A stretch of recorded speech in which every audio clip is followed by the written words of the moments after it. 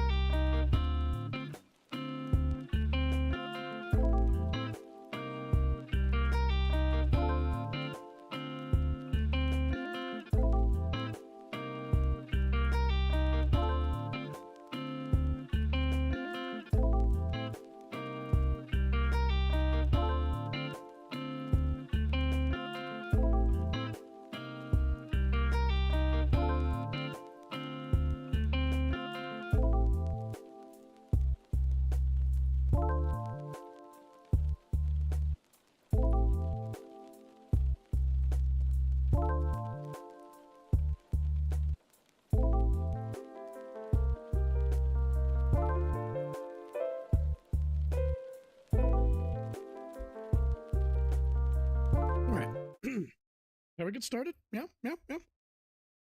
All right. How is everyone doing? 1 second. I'm gonna put this on. Did I go on there? No, it won't.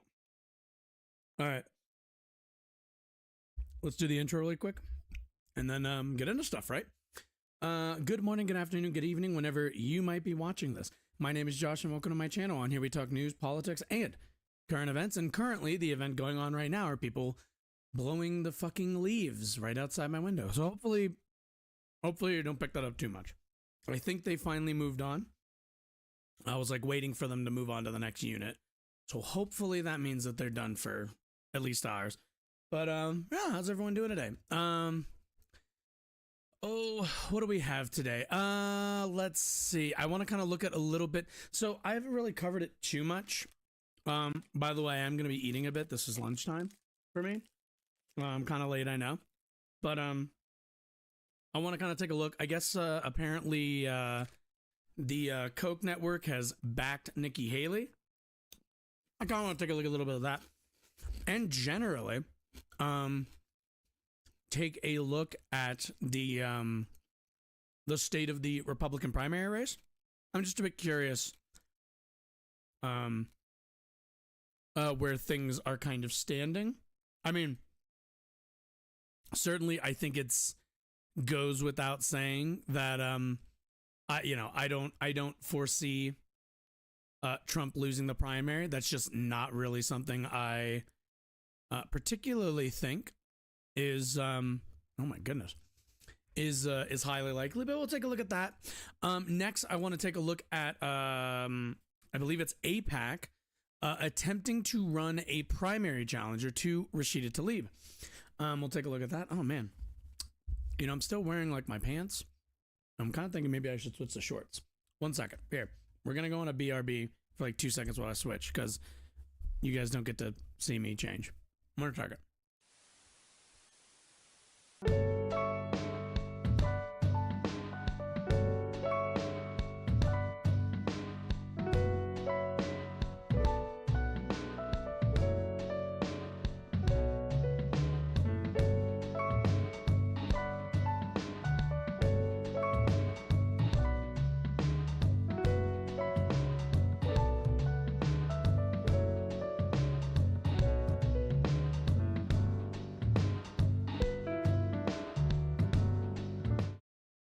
Okay, that's better. Oh yeah, that's a lot better.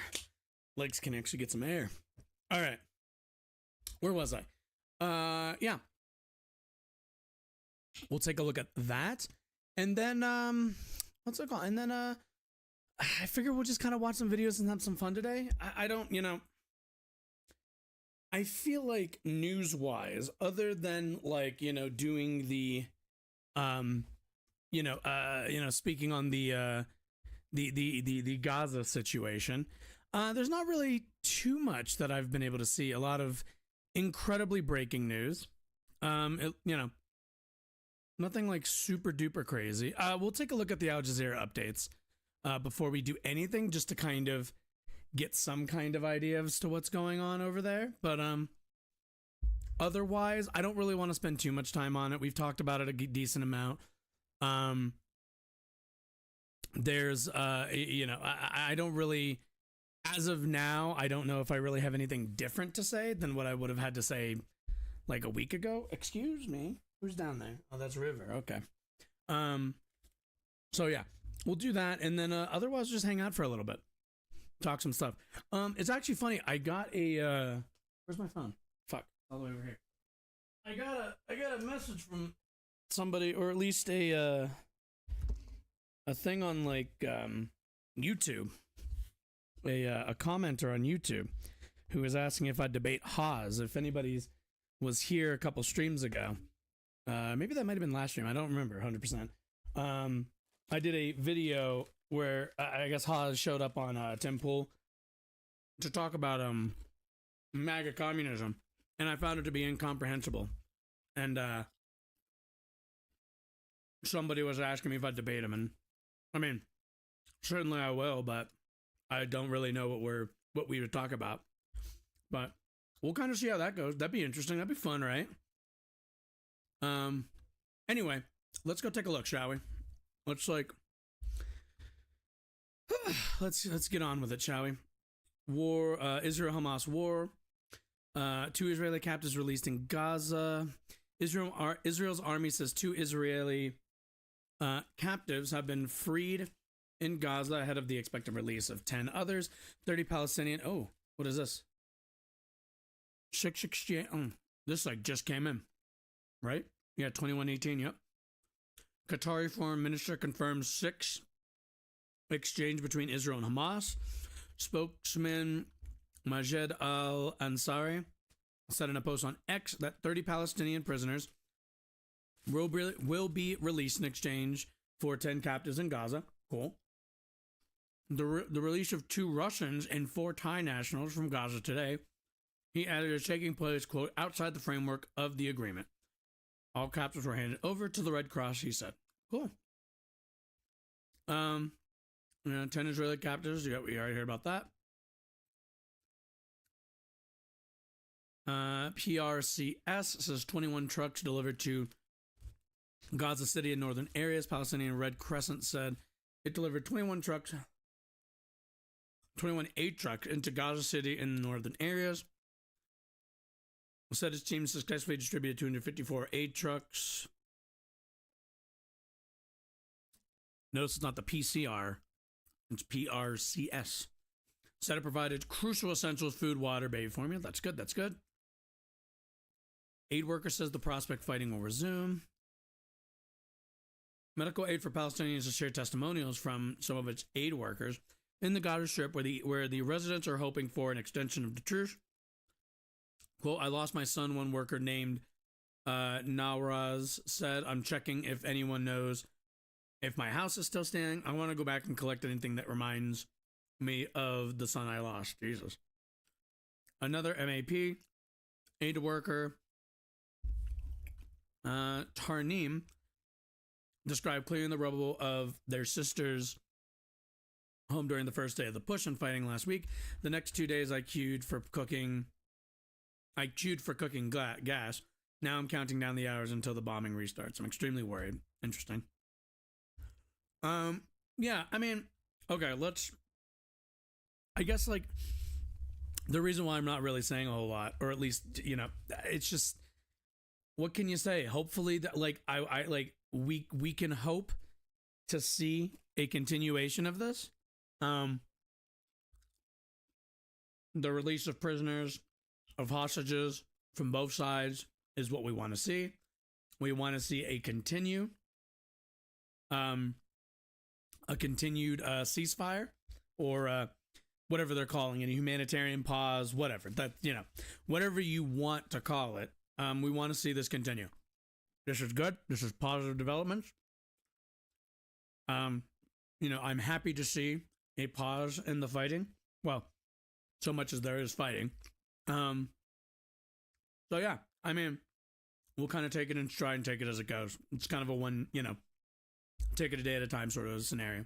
But anyway, looking more at the U.S. a little bit, let's go take a look at the prospects for presidential candidate for the Republican Party, Nikki Haley.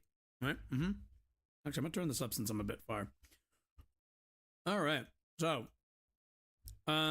those who are familiar probably already know about the Koch brothers, or I guess it's just, now there's just one of them, right? One of them's dead. What is this? Osprey crash.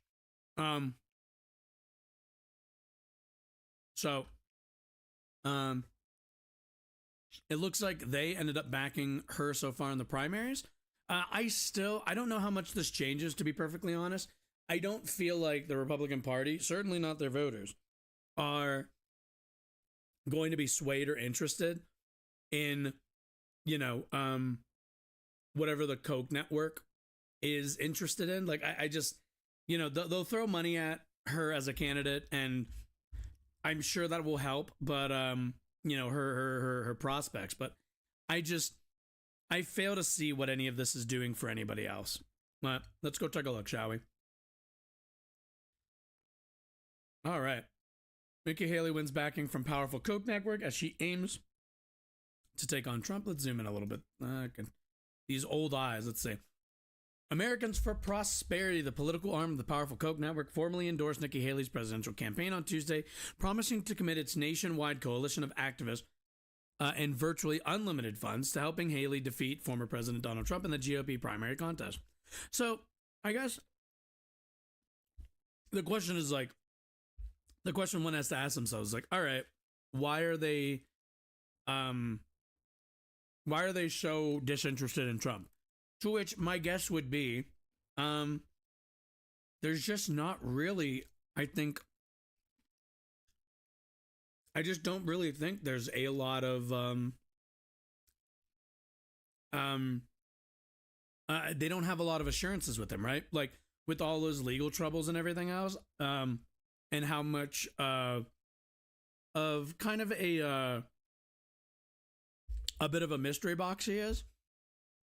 I suppose they feel a little bit more, I'll read that later. A little bit more secure backing Haley, I would guess. I don't know. Anyway, AFP Action, Americans for Prosperity Action, is proud to throw our full support behind Nikki Haley, who offers America the opportunity to turn the page on the current political era, to win the Republican primary and defeat Joe Biden next November.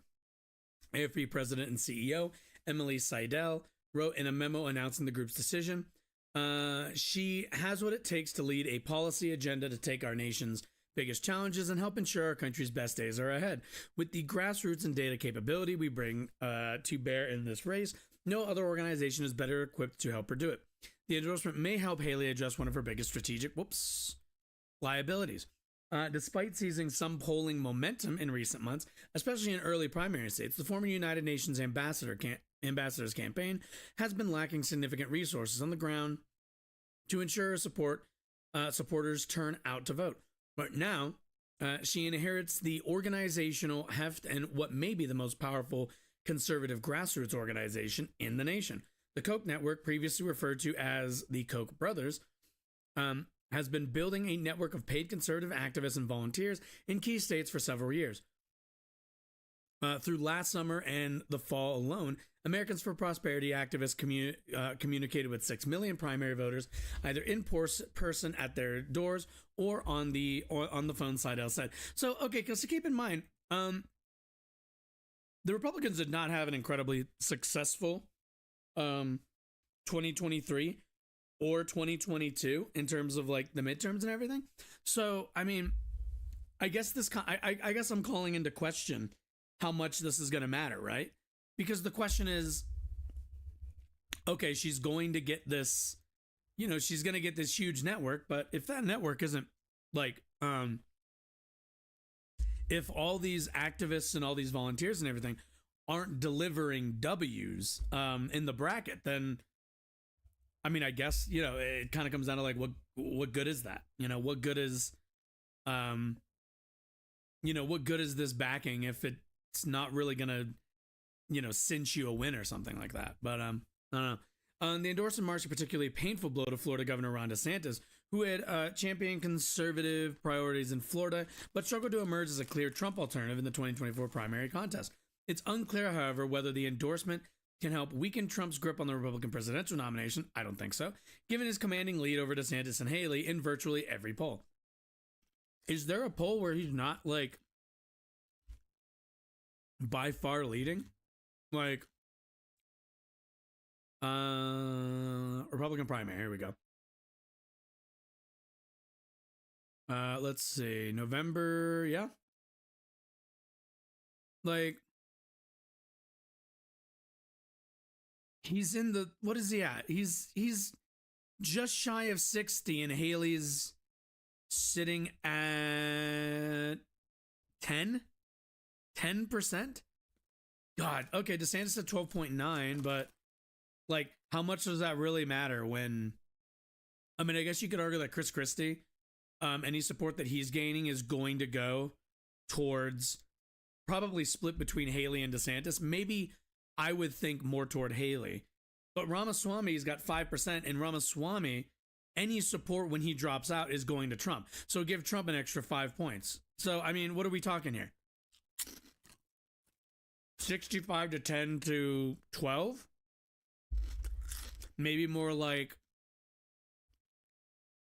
14 to 12 to 65. Like, it really is such a waste of Republican primary voters this time, where all these guys. Are true. Back in the spring, the Koch network began running ads across Iowa, New Hampshire, and South Carolina, the first 3 states in the GOP's presidential primary calendar, focusing on questions about Trump's electability in next fall's general election against Biden. And still, Trump remains the overwhelming frontrunner in the race. Seidel said Tuesday that Americans for Prosperity would immediately begin refocusing its effort on boosting Haley's primary and general election campaigns with strategic advertising investments, mailers, and voter contacts through the group's network of thousands of conservative activists, which has spent recent months collecting information from the Republican primary voters to determine the most effective arguments against Trump. At the same time, Seidel said that her organization would focus on persuading reliable general election voters who typically don't vote in primaries to show up for Haley in this year's fast approaching nomination contest. So, okay, so their plan is to pivot kind of towards the center, which is why they're going towards Haley. She's a lot more, at least in my estimation, from tone and tenor at the very least, a lot more moderate than Trump is. But the problem is, as far as I can tell, is like Republican primary voters are going to have zero interest in somebody who's moderate. Like, they're well past that. Well past that. No amount of shady money from George Soros, Democrats, and wait. Trump campaign spokesperson Stephen Chung, dismissed Americans for Prosperity as, quote, the political arm of the China First, America Last movement. Okay, that seems sure. No amount of shady money from George Soros, Democrats, and Never Trump rhinos, in partnership with endless war swamp creatures in Washington, will stop the MAGA movement for President Trump from being the Republican nominee and defeating crooked Joe Biden. Chung wrote in a statement responding to the Haley endorsement. The feud between Trump and the Koch network has been years in the making. The Kochs, long demonized by Democrats for having outsized influence in Washington, refused to support Trump's re-election in 2020. The group's leaders argued that his populist policies, especially on trade, didn't adhere to traditional conservative values, while decrying his divisive leadership style. News of the endorsement Tuesday quickly rippled across the political world. Speaking in Washington, Utah, Senator Mitt Romney predicted it would be a, quote, huge boost to Haley's campaign. Oh, speaking in Washington, Utah Senator. Okay. I was like, is there a Washington in Utah? It can happen.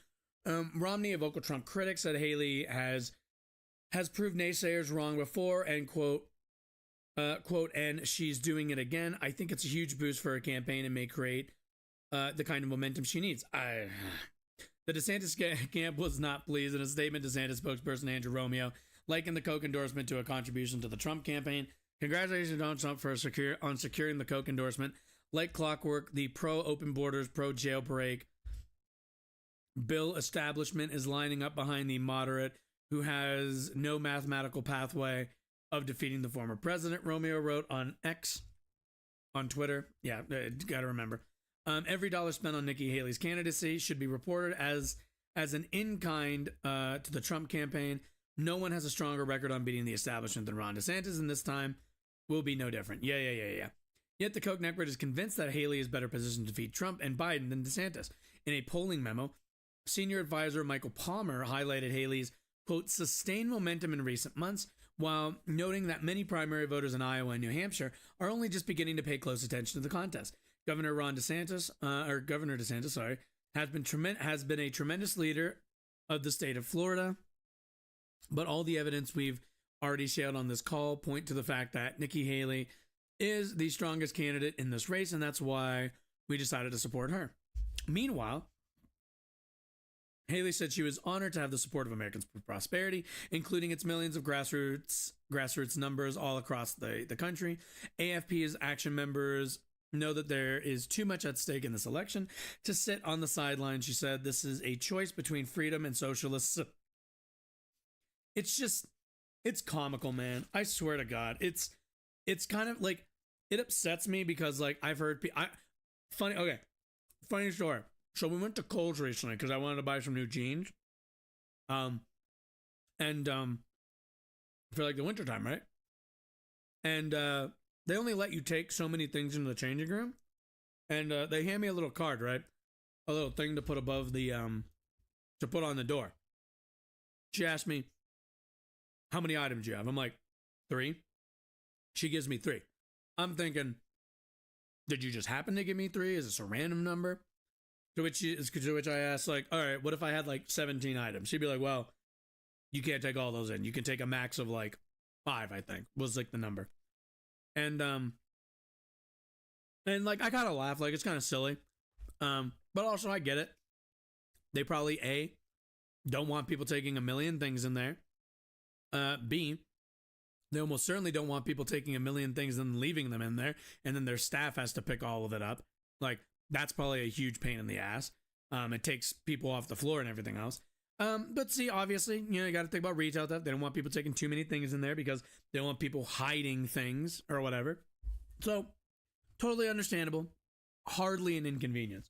But this old guy next to me chuckles and he goes, shakes his head and goes, looks at me, and if I remember correctly, he's like, pretty sure we're gonna be a communist country after this.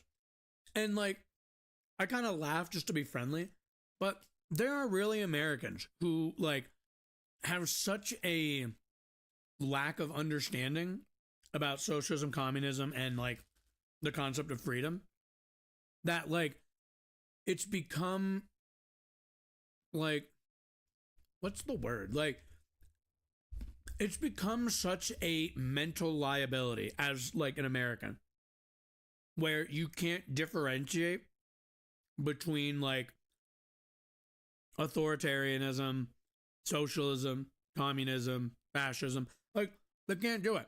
So all they say is like, it's either freedom or socialism. Not understanding that, like, and, AFP knows the difference. Let's be clear. AFP and like other political institutions, they know what socialism is.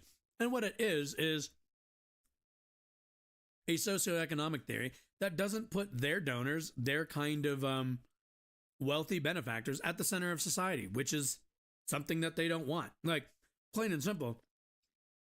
The reason why the Koch brothers are so fervently opposed to socialism isn't because they care about liberty, freedom, and conservative values and a bunch of other stuff. No, they're interested in preserving the status quo where people like the Koch brothers are at the top of society. They go to, politicians take their calls. Politicians adopt their positions. Like, at the end of the day, they see socialism. They see any challenge to capitalism as a threat to their position in life. They're as many people have said before, their class interests. So it's just funny. But a lot of Americans who are like regular ass people fall for this shit too, because they've turned socialism into more of a like of a cultural, I guess, signifier, and less of a frame of analysis for how to organize society. But that's life. Individual liberty, big government, yeah, we know. Fiscal responsibility, yeah. We don't care about any of this shit. Fiscal responsibility is cutting taxes on the incredibly rich. That's fiscal responsibility. That's why that's the only thing that they argue. But let's take a look really quickly. Okay, so I wanna actually like think about this for a little bit. So, what is something that you hear a lot on? Oh, what was that one? There was a TikTok person. Fuck, damn. Let's see.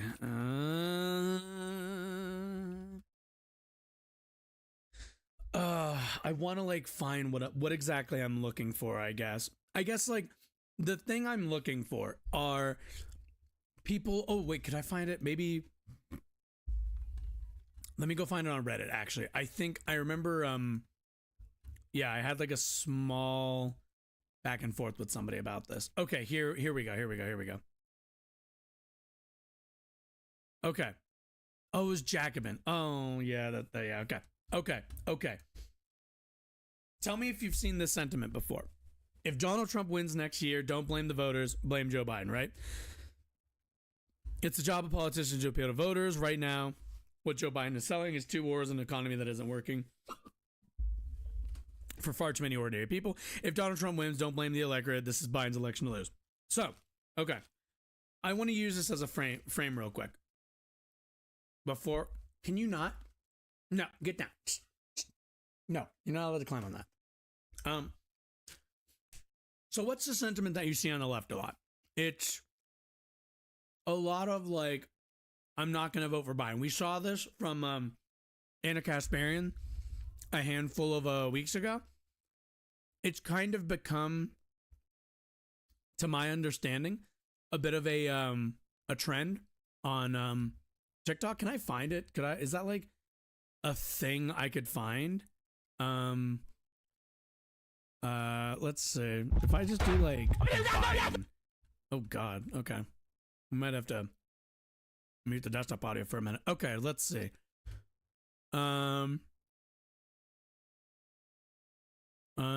Let's see. Oh, is this it? No. Let's see. Like I'm trying to find one of those, you know, because there's a ton of those types of these types of channels. I don't, as you can kind of tell, I don't use TikTok very often. Actually, I don't really use it at all.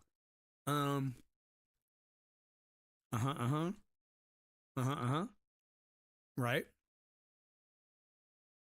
God damn it. This is a really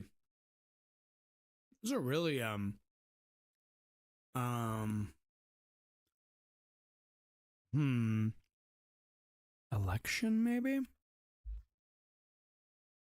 Let's take a look. Okay. What's a Papa Loppin, you dog face? You dog.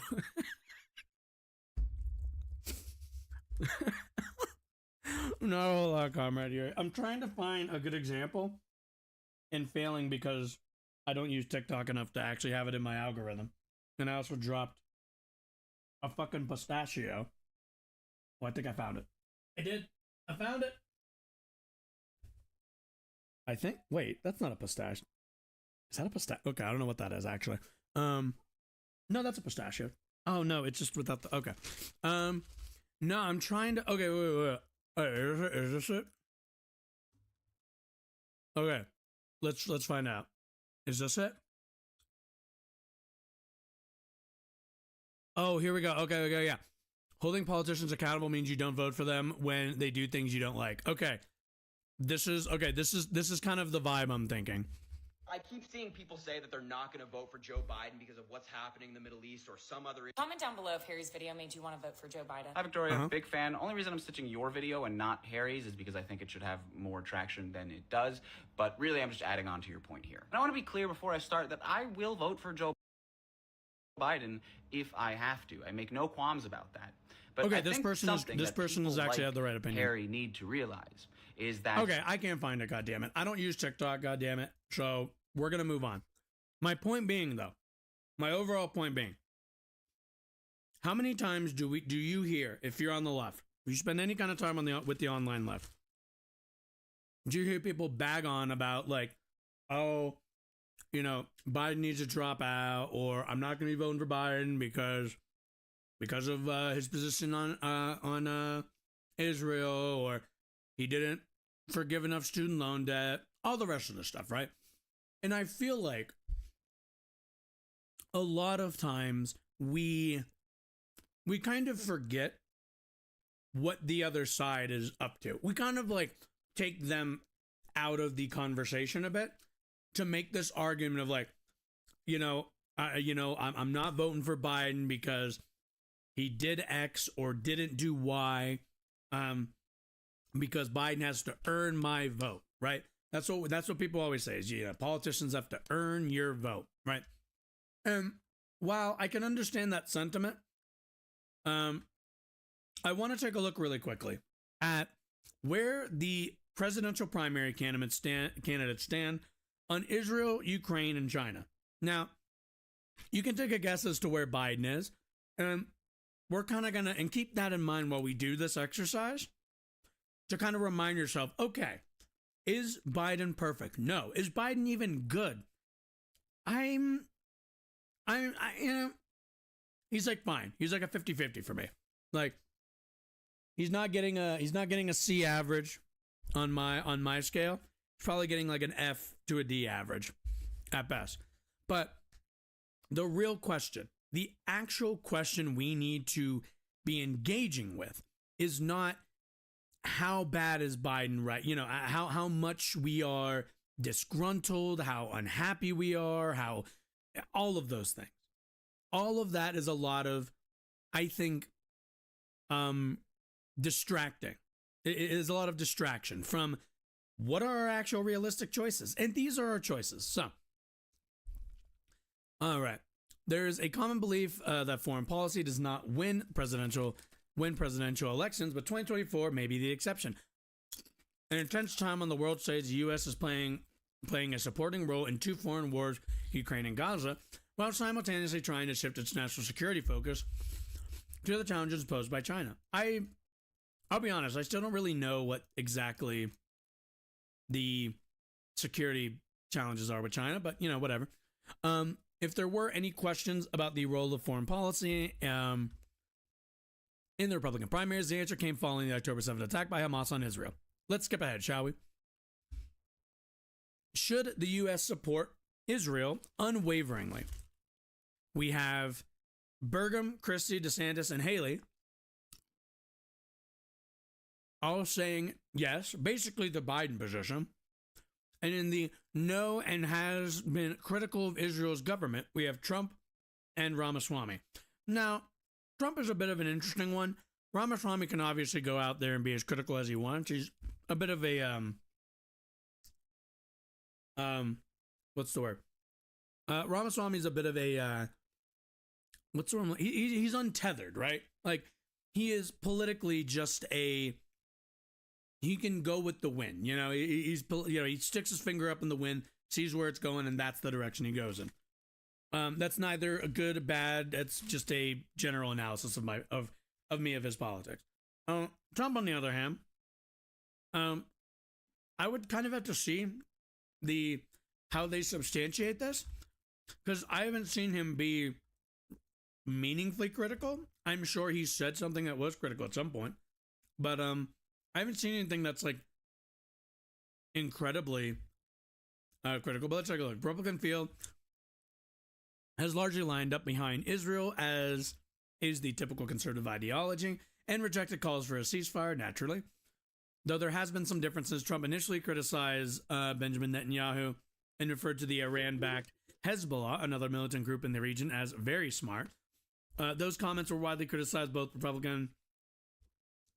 Trump later vowed to fully support Israel. Okay, so Trump shouldn't be in this category then. Like, he doesn't know anything and he's just talking off the cuff. Okay, cool. So meaningfully, he's not really in either. He's just in the unwavering category. Let's see. Those comments were widely criticized. Trump later vowed to fully support. Haley attacked Vivek Ramaswamy for suggesting initially that the U.S. phase out aid to Israel. At the Miami debate in November, Ramaswamy then said he would advise the Israeli leader to, quote, smoke those terrorists on his southern border. I'll be smoking the terrorists on our southern border. Okay. Weird quote. Former New Jersey Governor Chris Christie actually visited Israel after the 7th attack and met with survivors, first GOP candidate to do so. During the Miami debate, Christie said he told Netanyahu, America is here no matter what you need. Let's see. Comrade Yuri. Next president will be Trump or Ramaswamy. I saw some clips of him, and he has a lot of parallels with how Obama used to speak. Ramaswamy? Well, yeah. He's a cipher. he doesn't really have like a political position, or I think really a political identity. Like, he's mostly here to grift off of like being a Trump, like kind of a Trump aligned guy. And so far as I can tell, more or less running for vice president, which more power to him. But I don't really think Ramaswamy is like all that significant. I don't think he'd do very well with general election voters either. But yeah. Let's see. Is support for Ukraine in the vital interest of the U.S.? Burgum, Christie, and Haley all saying yes. DeSantis, Ramaswamy, and Trump saying no. So, if you are a leftist, you probably would like to see Ukraine not be wiped off the map. No, for other reasons, for any number of reasons, but generally, I find that leftists support Ukraine a lot more than certainly conservatives do online. So, in this case, sure, you have a couple that will align, but none of these three are winning. The only ones we really need to worry about, I think, are Trump and DeSantis. We read that Haley story earlier, but it feels more like they're trying to make that happen. But Trump obviously would probably end aid to Ukraine. So again, if you're a leftist, if that's a goal of yours, that's probably going to get worse. Your interests in terms of Ukraine funding are going to get worse. Your interest in terms of Israel funding is going to stay the exact same. While there is broad agreement about support for Israel, Republicans are increasingly divided over the idea of sending additional military aid to Ukraine. As the war has dragged on and public interest has declined, the war has become a key indicator of how presidential hopefuls believe the U.S. should engage in the world. A no issue in the arena of foreign policy probably illustrates the growing divide between Republican isolationists and foreign policy hawks more than Ukraine. On the one side are candidates like Trump and Florida Governor Ron DeSantis, who have both pushed U.S. leaders to focus more resources on domestic issues. On the other side are more GOP traditionalists like Haley and Christie, who argue the U.S. must stand up to adversaries like Russian President Vladimir Putin. So also the question continues to become, what domestic issues are we even talking about? Most likely, if you ask DeSantis and Trump, they'd say the border, which is the border an issue for us? I mean, come on. They've been saying the border literally all my life. So, what role should the U.S. play in the war against Ukraine? Burgum from North Dakota, said it's important to support Ukraine, but with a, quote, but not with a, quote, blank check. He has said Europe should shoulder more of the financial burden, but emphasizes Russia cannot be allowed to win. Chris Christie said, has called the conflict a proxy war between the U.S. and China.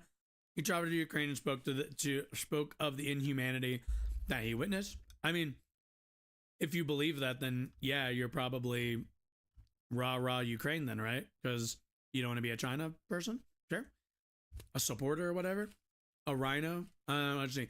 DeSantis made waves when he called the war a territorial dispute between Russia and Ukraine.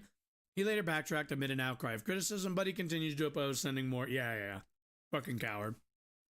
Former Nikki Haley has defended U.S. aid as being crucial to American security and preventing Russian President Vladimir Putin from aggressively moving on other European nations. That makes sense. An aggressive critic of the U.S. aid to the war, Vivek Ramaswamy, said he was, quote, absolutely unpersuaded by calls for more funding for Ukraine. He's been critical of the Kyiv government and suggested Ukraine cede some of its territory to Russia to end the war. I wonder what his criticisms are for Kyiv. I wonder. Former President Donald Trump, once impeached over his conduct in a phone call with Ukraine's president, has been cagey about whether he would continue military aid to Ukraine. He argues the war is more important for Europe, and therefore they should be carrying more of the financial burden. He also called on congressional Republicans to withhold military support until the Biden administration cooperates with their investigation into the president and his son's business dealings, naturally. So the only thing he cares about is election nonsense. Makes sense. Should the U.S. sever economic ties with China? Burgum and Ramaswamy are unclear. Christie said no. DeSantis, Haley, and Trump said yes, which is insane. Severing ties completely with China would, destroy our fucking economy. The Republican candidates not only agreed that China poses the greatest threat to the United States, but they appear to be competing. Aren't they like about to go through, or are like beginning to go through a like a shrinking of their economy? Like I think that's what I've heard people say, is that like they've kind of hit the they've begun to plateau at least their economy, just because like the way their economies like run, they're already like doing so much they can't really grow from this point, right? But I don't know, I'm not an economist, so I've just heard people say that we're not going to be seeing the growth that China's been seeing over the last 20 to 30 years. We're not going to see a continuation of for the next 20 to 30 years. For who's the biggest hawk against Beijing, pose the greatest threat to the United States, but they appear to be competing for who's the biggest hawk. As president, Trump imposed a series of tariffs on Beijing. He now plans to go further, promising a decoupling of the U.S.-China economies. Yeah, that wouldn't be great. Also, that didn't really do anything. Like, the whole, like, oh, we put a bunch of tariffs, that didn't really do very much, now did it? Haley has accused former president of being singularly focused on trade and missing the military threat posed by Beijing. China was militarily stronger when President Trump left office than when he entered. That's bad, Haley said during a speech at the Conservative American Enterprise Institute.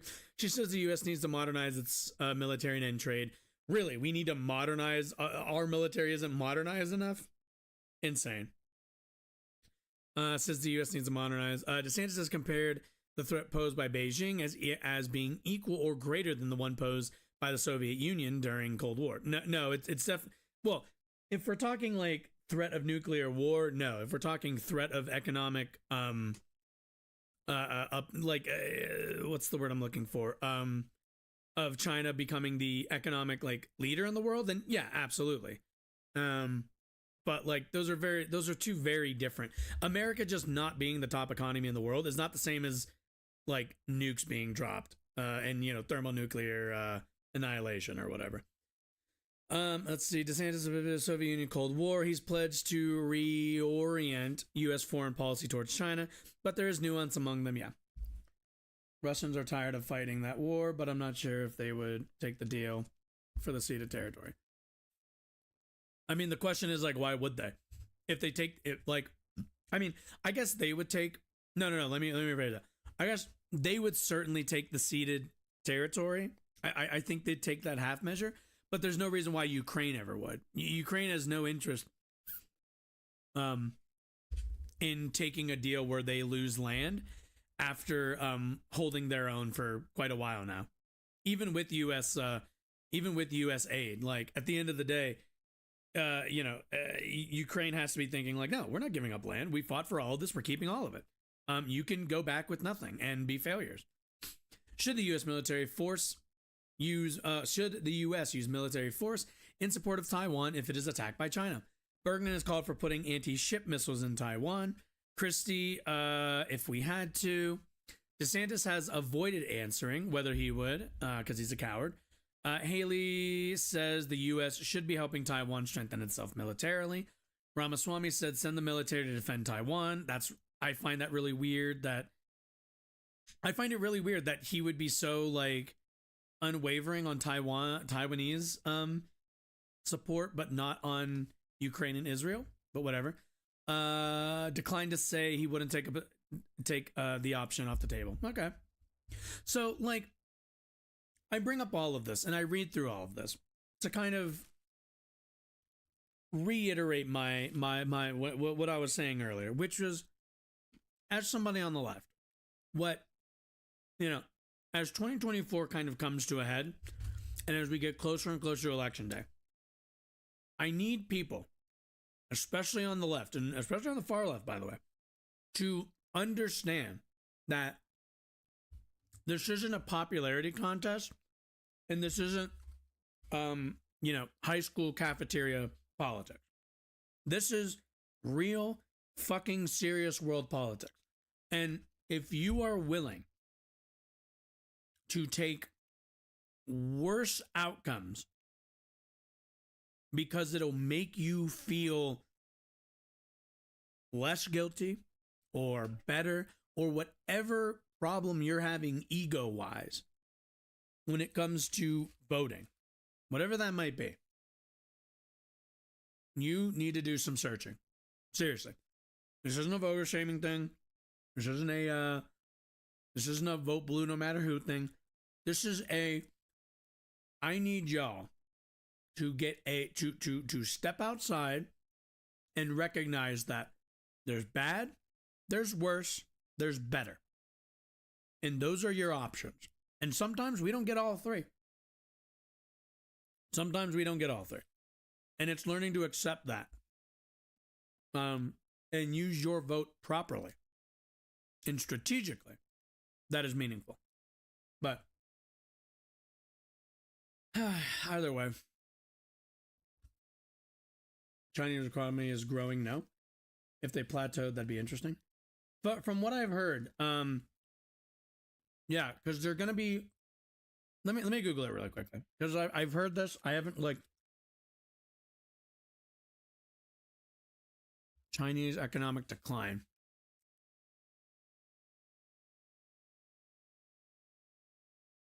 Yeah, okay, so World Bank last week cut its forecast for Chinese economic growth in 2024 to 4.4%, down from its earlier 4.8% projection. That's still a respectable growth rate for the economy the size of China's, but will be the economy's slowest growth rate since the 1960s. So what we're kind of seeing is a slowdown to their just crazy growth. And not to say that it's declining. I guess I use the word decline when I mean as compared to projection year over year, but certainly an economy growing to the size of China's as fast as they have, you're eventually going to I think it's logical to think that you're eventually going to see this this huge climb and then a bit of a plateau for a while and then we'll go from there. But obviously economies want to continue to keep growing. So, we'll kind of see. But as far as again, I'd have to look into it more. But I've heard that in a lot of passing and a lot of different videos on different topics. Yeah, just Googling that, there's articles of has the Chinese economy hit the wall? China faces a familiar economic downturn. 60% of China's foreign loans are now to countries in debt crises. So it's just a lot of different economic factors. It seems are going to lead to a reduction in growth, which if that's prolonged, then could lead to a decline. But I don't know. We'll keep an eye on it. Taiwan is more valuable to us as an ally. A much more real threat than Russians. Yeah, I mean, I would argue China, as far as I've been able to at least from my vantage point, China doesn't really strike me as a military threat to us. Really, more of an economic threat. GDP craft, there was a similar drop off in 2015, and it said it was because of stock market crash or something. Yeah, it makes sense. Yeah, and if the countries that you lend money to are in debt crises, then that's usually not great. All right. Should we do some videos? I kind of feel like we should do some videos. Okay. What am I thinking? Ooh, okay. Yeah.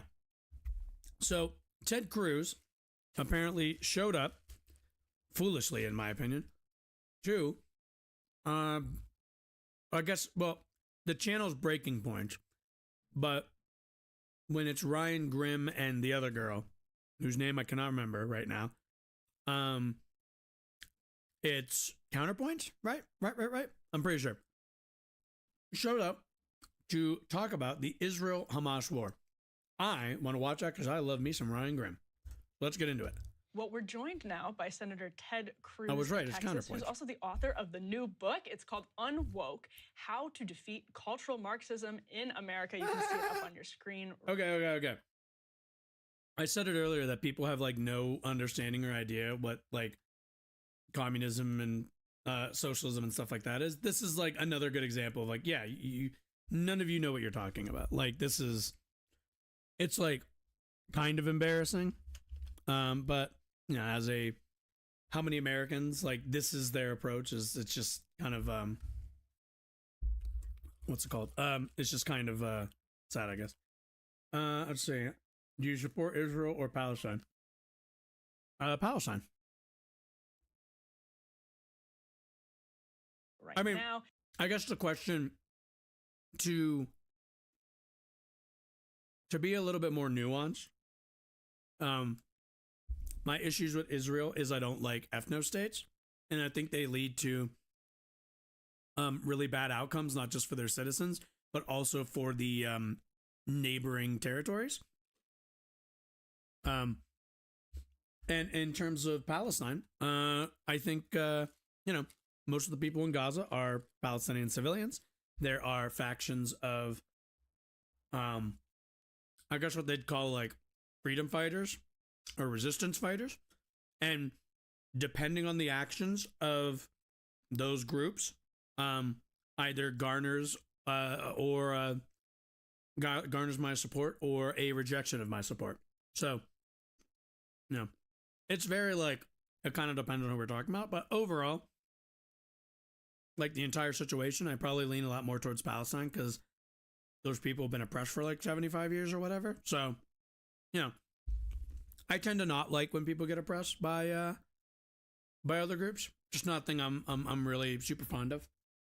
Senator Cruz, thank you so much for joining us here in Counterpoints. It's great to be with you. Thank you for having me. All right, so I want to start with a question that you've probably heard from critics. You were on Bill Maher recently on the left over the course of... Oh, yeah. He was on. I think I saw clips of him on Bill Maher. God, Bill Maher's awful. The last couple of months. The book is called Unwoke, again, as we just mentioned. And I'm curious, why not just call it for example, when Elon Musk banned From the River to the Sea on Twitter. Is that... Wait, is that a real thing? What do you say to critics? Wait. No fucking way. Free speech absolutist Elon Musk banned. Wait a minute. Oh my God. So many wires. I hate how much stuff is wired these days. Why did we get this future? Why didn't we get everything wireless future? From the river to the sea. Twitter? Nope, that's... No, I spelled that right. Okay. Banned? In one of his usual sweeping declarations about a policy change to Twitter, Elon Musk on Friday declared that the terms decolonization and from the river to the sea are euphemisms that necessarily imply genocide, the use of which on the platform could result in suspension. Oh, wow. I never want to hear anybody talk about this guy being like free speech or whatever. Such bullshit.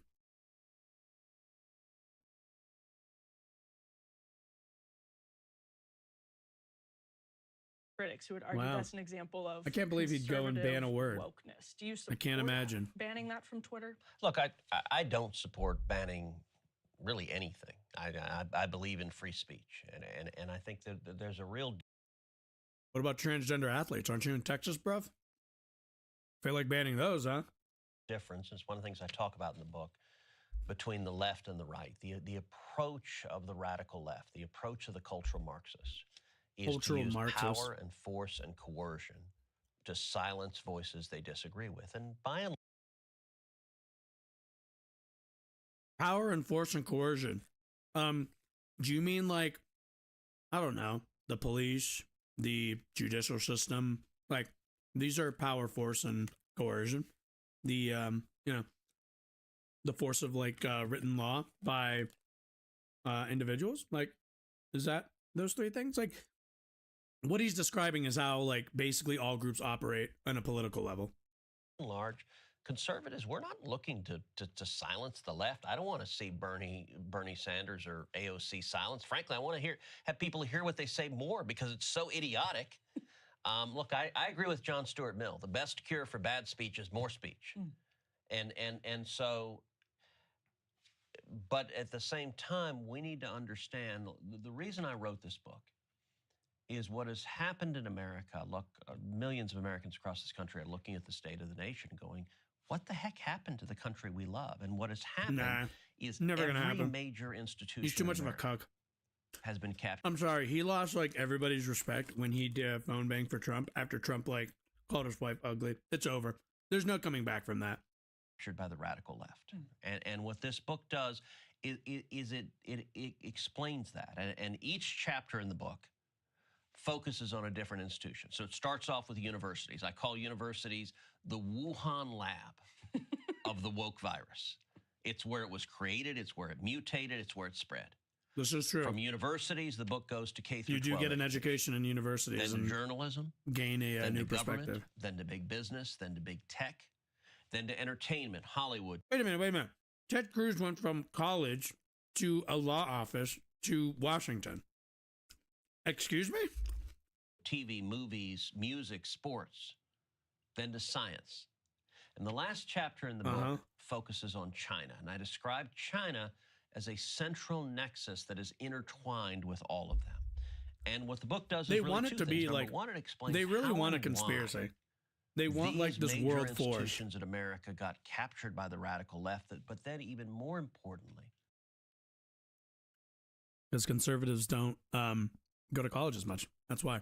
And most of the time when they do, they go and they become more liberal. Not always they like become a blue-haired leftist, but yeah, a lot of people, they go to college with at the very least like maybe a more conservative frame for the world. And, you know, they meet a lot of different people from a lot of different walks of life. They interact with professors who are willing to challenge their preconceptions and challenge the things that they were kind of the habits or the I guess habits of thinking that they were raised in at home. And like a lot of the times they come out more liberal. Sometimes they stay mildly conservative, but certainly college is a liberalizing institution. Excuse me. it lays out a positive, proactive battle plan for how we take these institutions back. Because I think if we don't take the institutions back, we're going to lose our country. The taking of these institutions back, though, sometimes seems to people like reverse cancel culture. Like my former colleague Glenn Greenwald has been has become this kind of big supporter of the rights, free speech kind of advocacy over the last several years. And I'm sure you've seen him recently. Yeah.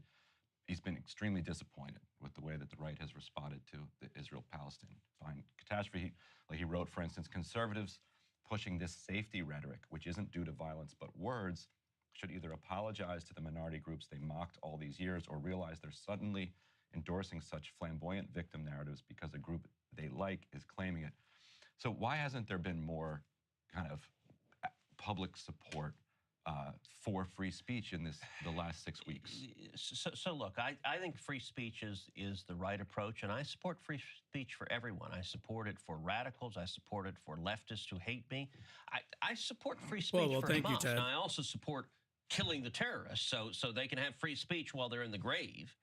But That's not really if you engage in acts of terrorism, I emphatically support Israel's right to defend itself, and its stated objective is they're going to eliminate Hamas. Genocide, but when it comes right. to the U.S., actually what's happening in universities in particular is a powerful illustration of what I...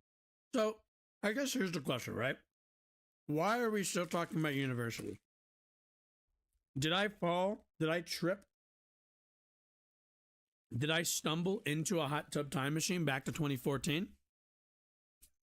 No, I didn't. I checked. It's 2023. The reason why we're talking about universities, the reason why we are somehow, against all rhyme and reason, still talking about free speech on college campuses is because, as far as I can tell, the right movement, the conservative movement, especially online, they're out of places to go. There's a reason why Ben Shapiro only shows up on college campuses, to which he got owned fairly recently by, I don't think it was like a Vosh viewer or something, if I remember correctly. But there's a reason why they're just going back to the playbook of, we're just going to go to college campuses and we're going to debate a bunch of college kids. And it's because back in 2014, 2015, the right got this huge rise in support, online especially, by pretending to be intellectuals, by going up there and saying the left won't debate and we destroy them with facts and logic and all the rest of that stuff. Fast forward, less than 10 years, and there is an ample number of leftists online, of leftists in media, everywhere, that are willing to speak with, debate, all that stuff with conservatives. But they don't take the offers anymore. It's just not something they're interested in, because back then, the roster of reliable debaters was rather small and not nearly as strong. Nowadays, that's not the case. There are at least 4 or 5 people, 4 or 5 names everyone could throw out to challenge any of these conservatives who want to go to campuses and debate somebody. If they want to have a real conversation with somebody who's media trained or somebody who's not, on a lower physical ground, doesn't have the microphone and the stage and all of the advantages, then they can do that, but they just don't engage with that anymore. And for that reason, it's why we have come back to a almost decades old talking point that colleges are ruining students, that they're making students too woke, that free speech is tamped down or whatever. When in actuality, again, Ben Shapiro goes, he does his debates on campus, he gets owned, his audience brushes it off, and they sulk with the other 5 people that he talks to in a video that's edited by his team, who don't make as salient points, because it's kind of just a buffet at that point, right? But I mean, at the end of the day, they don't have anything left. They've kind of, I think, played most of their cards. So we're back here. Explain in this book. It is cultural Marxism. And I've had lots of conversations in the last 2 months. Hey, don't mind tell me what cultural Marxism we are. With just several weeks ago, I was talking with a very successful Silicon Valley entrepreneur who's a man of the left. He's been a Democrat his whole life. Yeah, I bet. And he was expressing complete bewilderment. Where is all of this vicious Oh, yeah. And we're back to, do you notice we're back to these talking points where I talked to somebody who was like a liberal, and they are shocked and chagrined by how far left, the Democratic Party has moved. Again, this is like a 10-year-old argument. I remember, all of this entire playbook is 10 years old. We are hitting it with the throwback Thursdays or whatever. And this isn't going to get traction. I don't really think there's an audience for this. It's just they don't have anywhere else to go. Anti-Semitism on the left coming from, whether it's in the squad in Congress or whether it's on college campuses. And I explained, I said, look, if you look at, and the book on woke explains this, Marxist, it started out with Karl Marx writing. Oh boy. All right. Term cultural Marxism refers to far-right anti-Semitic conspiracy theory that misrepresents the Frankfurt School as being responsible for modern progressive movements, identity politics, and political correctness. Lovely. Cool. Now we know. The Communist Manifesto, and he had a worldview. This is true. That the world is in constant conflict, and it's in constant conflict between oppressors and Nope. victims. Nope. And Nope. It's not true. Nope. Nope. You've already misunderstood it. Ted, you fucking idiot. You moron. You fool. You buffoon. You clown. You reveal yourself. No, Marx did not write about oppressors and victims. What Marx wrote about was class antagonism and the which word I'm looking for, the inherent, like, what am I thinking?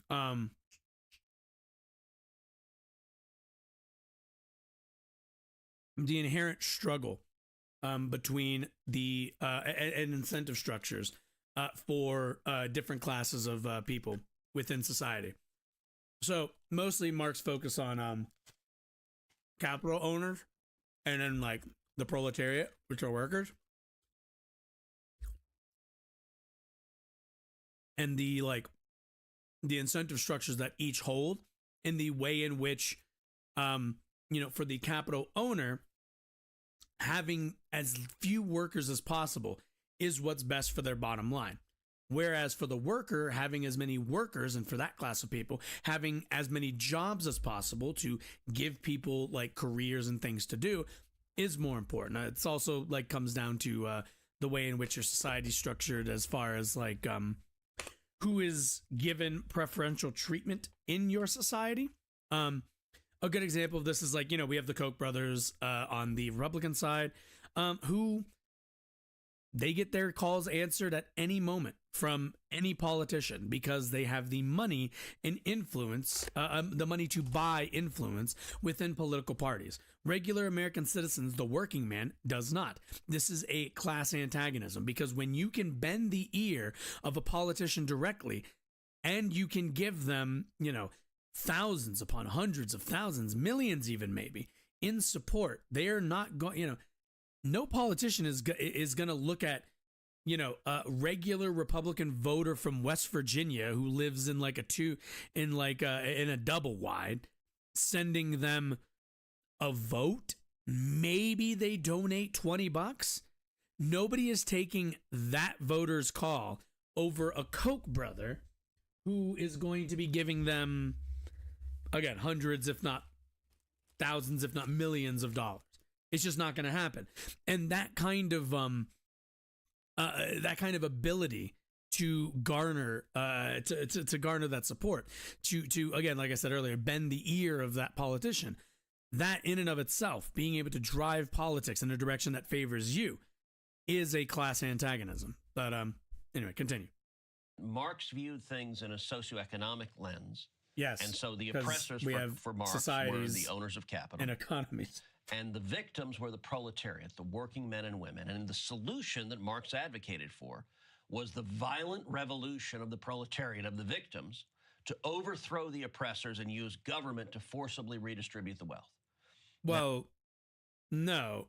The argument for Marx would have been I believe the term is the dictatorship of the proletariat, which actually, if you really think about it, is just democracy. A dictatorship of the proletariat is essentially like, is the country running by the will of the many people, the worker. So we have a framework for that. It's called democracy. What Marx argued also for, or at the very least what Marx set the groundwork for,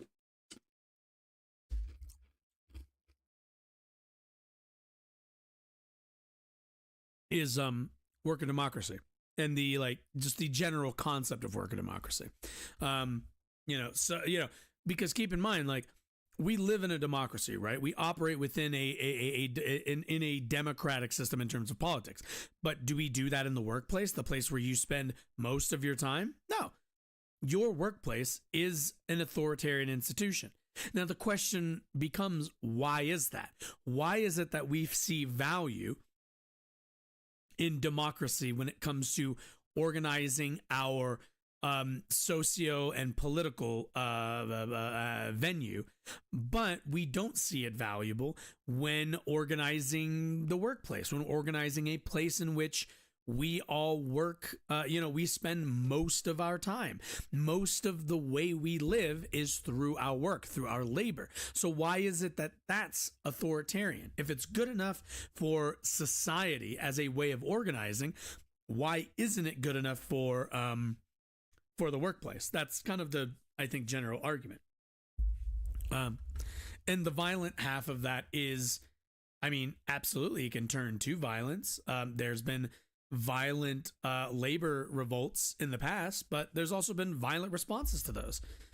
So, I mean, I don't really know what that, I don't really know what he's trying to, like Marx was not arguing that every worker pick up their closest weapon and, take up arms against, their bosses. It's just, that is a way to go about it. It's not really the prime way so far as I see it, but, also keep in mind, like, Marx wrote that, like, what, in the 1800s, I believe, the 19th century. So also a very different kind of climate. Now, what I describe in the book is how Marxists starting in the 1960s began infiltrating the universities. Right.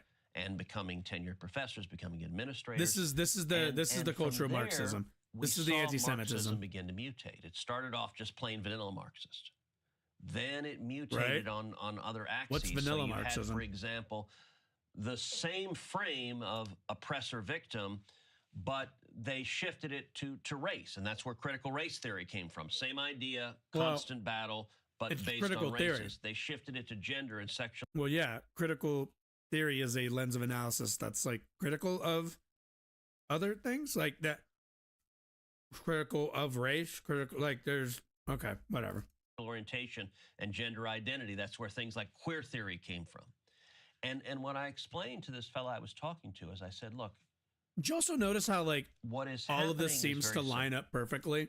Like, the radical it goes left, from thing they have that, like, the Jews right doesn't like to thing the right doesn't like to thing the right doesn't like. And they have like, coded did you notice that there is no... It's just, it jumped from this thing you don't like to this other thing you don't like to this other thing. No need to explain how they're connected. Violent revolution. It just happened.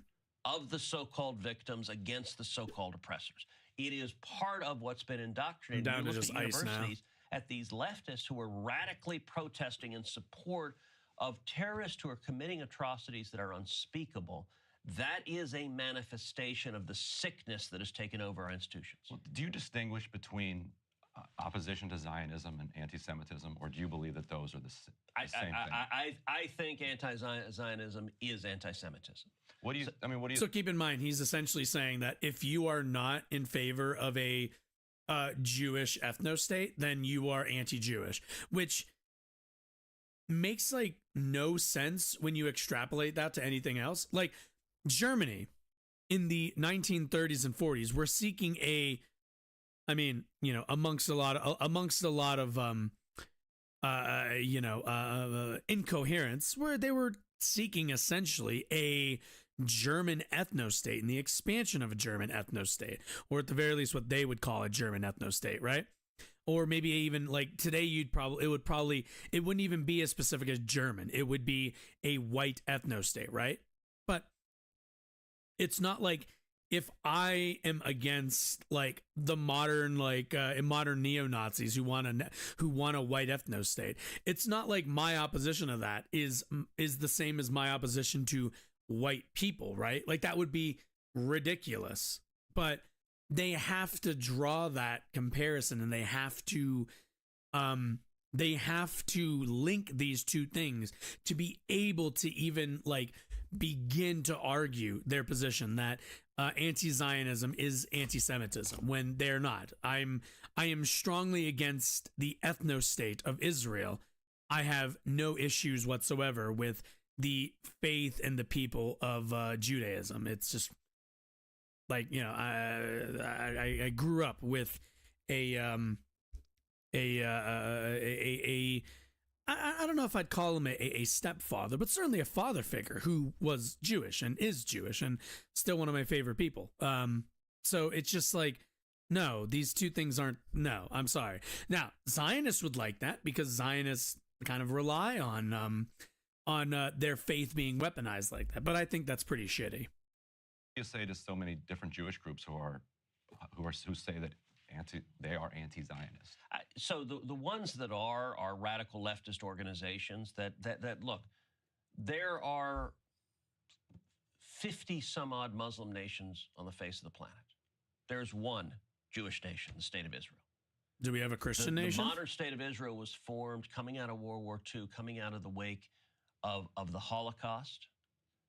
Also, do you think Ted Cruz criticizes those 50 Muslim majority countries, or just Muslim countries as he puts it? Like, think about this for a second. He's trying to use the argument that, like, hey, look, there's like a bunch of these Muslim states. There's only one Jewish one. It's like, yeah, do you not have criticisms for, I don't know, Saudi Arabia? Like, the idea that everybody, especially on the left, has been like, have abstained from critiques of Iran, of Saudi Arabia, of like any of these countries. Like, the idea that, oh no, we can't criticize Iran or we can't criticize Saudi Arabia, but we can criticize Israel. No, most, point me out a leftist. I haven't seen one that is unwilling to criticize Saudi Arabia and Israel. They're usually pretty comfortable criticizing both of those, because generally leftists, at the very least the ones that I meet, aren't super pro ethno-state. It's just not something we're incredibly fond of. And it was formed on the premise that never again means never again, that we would not allow 6 million Jews to be exterminated by genocidal, racist maniacs. I think the Jewish people deserve to have a homeland. That is theirs. Israel was historically a Jewish nation going back thousands of years. I've walked in the city of David. I've walked on the streets where Jesus walked down. So Israel, as it exists now, its borders are drawn by nations. So I don't really care what the biblical historical context is, to be perfectly fair with you. Like, the British, like, and other forces decided what the borders were. That wasn't a God thing. That was a, modern nation state building thing. So, on the streets and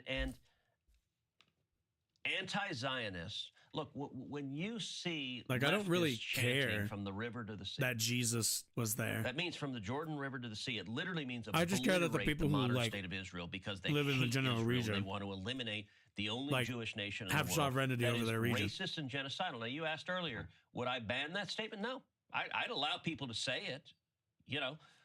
Members of the squad have tweeted out from the river to the sea. Didn't they get censored? The answer, I'd allow them to say it, but I wouldn't sit there quietly. I'd point out that you are calling for, once again, the extermination.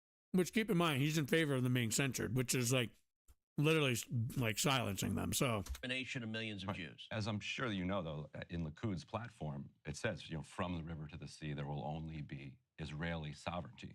Are they suggesting genocide of all Palestinians? Of course not. Exactly. So if they're wait. Of course not. Why is it that from the river to the sea under what? Okay, we know why. He's a Zionist. We know why. Suggesting genocide. Because that's Thank what you, Ryan. Hamas supports. I started yesterday morning. But that's just restating it. Like, but hold on. Let me say, yesterday morning, I started the day by watching a 46-minute video. Who the fuck? What kind of psychopath does that? The actual atrocities that Hamas committed. And about 50. Right. We get it, dude. We fucking get it. Hamas is bad. We know. You're not like elucidating some new point for us. But like, Hamas at the end of the day is not getting American funding. We're not sending money to Hamas to commit atrocities. We are sending money, however, to Israel so that they can bomb hospitals, bomb neighborhoods. We've looked at the pictures of what Gaza looks like before. Like, it's not like Israel is not engaging in what anybody would call other than indiscriminate bombing. So, like, this whole, like, I watched what Hamas did. Cool. Did you watch what Israel did too? Because if you're only interested in what Hamas does, then that kind of tells me you're not very interested in what's the word I'm looking for? In gaining a 360-degree view of this. 50 senators watched it.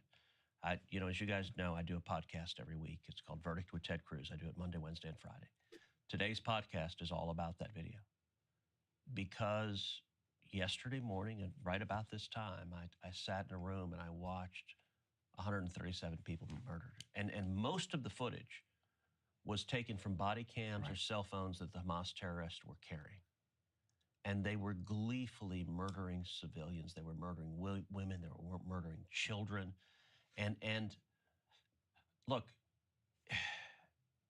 Hamas, Again, this is all in the wake of the indiscriminate bombing done by Israel, which led to how many deaths? Again, and there will be people who say like, "Oh, Josh, that's a whataboutism," but like, yeah, we have a conflict with two sides, and one side's doing horrible things, and guess what? The other side is doing literally the exact same stuff. Like, this is not a situation where I think we should be treating one side with this like keen eye for detail and like this like hyper focus, and then the other side we have like no interest in what they're up to either. Like that just sounds ridiculous to me. I gotta say the most disconcerting thing I was about to Google something and I can't remember what it was. In December. In 53 years of life on this planet, I've never had a day where I watched 137 people be murdered. Yeah, that's kind of psychopath. That's what I did yesterday. And when you watch people, the most disturbing thing was the joy, the glee from these terrorists. I'll tell you, there was a moment on the video where one of the Hamas terrorists called his parents. Again, have you like ever watched anything from Israeli settlers? Again, it's just all of this concern and all of this like hand-wringing about Hamas action. It's just like, yeah, we get it. We know. Nobody, like, your goal is to paint people as supporters of Hamas, but like, I haven't met somebody who, I've gone to rallies and I don't meet anybody who's supportive of Hamas. They're supportive of the Palestinian people. Hamas is just a bug, not a feature. And the Israelis intercepted the call. Right. And we've heard of this one, yeah. And he calls his dad, first of all, and he says, "Dad, I killed 10 of them with my bare hands." And he's like so proud and he's celebrating. 10, I killed 10. And he said, "I want to talk to Mom. Can I talk to Mom?" Yeah. And his mom gets... I mean, yeah, if you saw this group of people as the people who displaced you, probably killed your family members, I'm sure you'd be pretty thrilled to enact revenge too. It's almost like the situation that Israel has created in the relationship that they have to the people in that region has made Israeli citizens unsafe and made members of Hamas more bloodthirsty through vengeance. Gets on and he says, "I killed 10 Jews. I murdered them with my bare hands." And she begins crying with joy. The twisted hate. Can you imagine calling your mother in celebration that you just murdered 10 people and you're proud of it and your mother is proud of you for doing it? And I know Emily wants to get a question, but I just on this point real briefly. Again, this is all just an aside. It's pretty meaningless, honestly. Condemn that because while we disagree with a lot on the show, we also try to find kind of moral common ground. And we can all agree that those types of atrocities need to be fully condemned. And with that in mind, I'm going to read to you a couple of things that we've been hearing from the Israeli government. We've had Defense Minister Gallant. "We will eliminate everything." An IDF spokesperson. "Our focus is on damage, not on precision." Agriculture Minister Avi Dichter. "We are now rolling out the Gaza Nakba. Gaza Nakba 2023. That's how it'll end." Israeli Heritage Minister Amahai Elihu said a nuclear bomb is, quote, "one of the possibilities." Finance Minister Bezalel Smotrich, "We need sterile zones in the West Bank." Yeah, and Ted Cruz is just like, but that's Israel. They're allowed to do that, which is the difference between me and Ted Cruz. I don't think anybody should be doing this. Ted thinks, no, I think Israel should be able to. You know, Israel has a right to defend itself. They get to do all this type of shit. Hamas, you know, nobody else is allowed to commit atrocities. Israeli President Isaac Herzog, it's an entire nation out there that is responsible. This rhetoric about civilians not aware, not involved, it's absolutely not true. They could have risen up. They could have fought against that evil regime. Another former Knesset member, there is one and only solution, which is to completely destroy Gaza before invading it. I mean destruction, like what happened in Dresden and Hiroshima without nuclear weapons. Would you join us in condemning that as well? So I condemn nothing that the Israeli government is doing. I stand with the people of Israel. And let me explain. There is a qualitative... The people of Israel, even though what he's failing to condemn, are actions that the people of Israel are not incredibly supportive of. Difference. The Israeli government does not target civilians. They target military targets. Well, no. The Israeli government has... Well, no, they said they're not targeting anything. They said destruction, not precision. They're not targeting anything. They're just indiscriminately dropping bombs. At it, they're targeting then. If they're killing so many so they're actually not. They are. So then they are targeting. No, they're exceptionally good at. So for example, a couple of weeks ago, they're exceptionally good at killing civilians. We had stories all over the world. They're exceptionally good at hitting, 20 civilians for every one Hamas member. That they are good at. Israel bombed a hospital in Gaza and killed 500 Palestinians. Now, it turns out that was a blatant lie. It was Hamas propaganda. And if you break down literally every element of the story was a lie. So number one, Israel doesn't target hospitals. Why have so many hospitals been targeted? Because they haven't. Because it's false. Hold on. Let's actually look at the facts. So Israel uses precision-guided munitions. Right. They don't target hospitals. What ended the missiles like it's fucking Super Mario. They fly like directly at the hospital and then immediately shoot away. Like, fucking kiss my ass, Ted. Jesus. We discovered was the case. It was the hospital. It was not an Israeli missile that took it out. It was a rocket from, it actually wasn't Hamas, it was Palestinian Islamic Jihad. And you got to understand, the terrorists in Gaza, they fire thousands of rockets. They have no guidance systems on them. So they literally put rockets. The rockets have some propulsion. They have an explosive. They have typically ball bearings or nails or something designed to kill as many people as possible. And they fire them in the general direction of Israel. They're getting all these ball bearings. But they can't bearings. steer them. Once they fire them, and about 20% of them end up hitting Gaza. So it's the terrorists that are actually bombing Gaza. So it was a terrorist missile that hit. But number one, it wasn't from Israel. Number two, it didn't hit the hospital. It hit the parking lot. Number three, 500 people were not killed. All of that was a lie, and yet what happened, and I talk about this in the book. But that's journalism.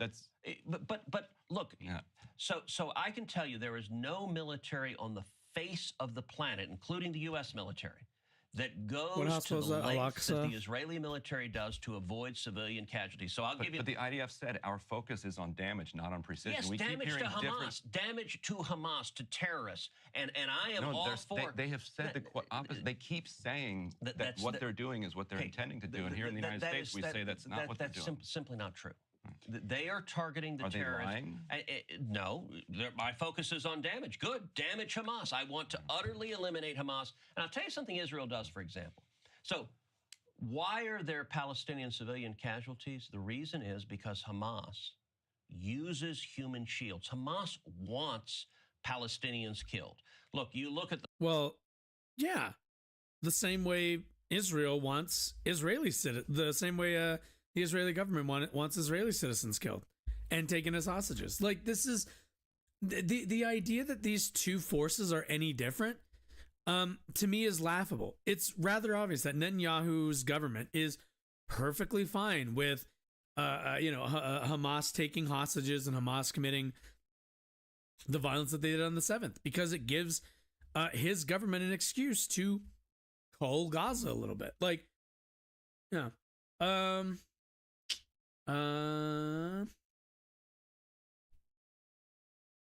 Let's see. So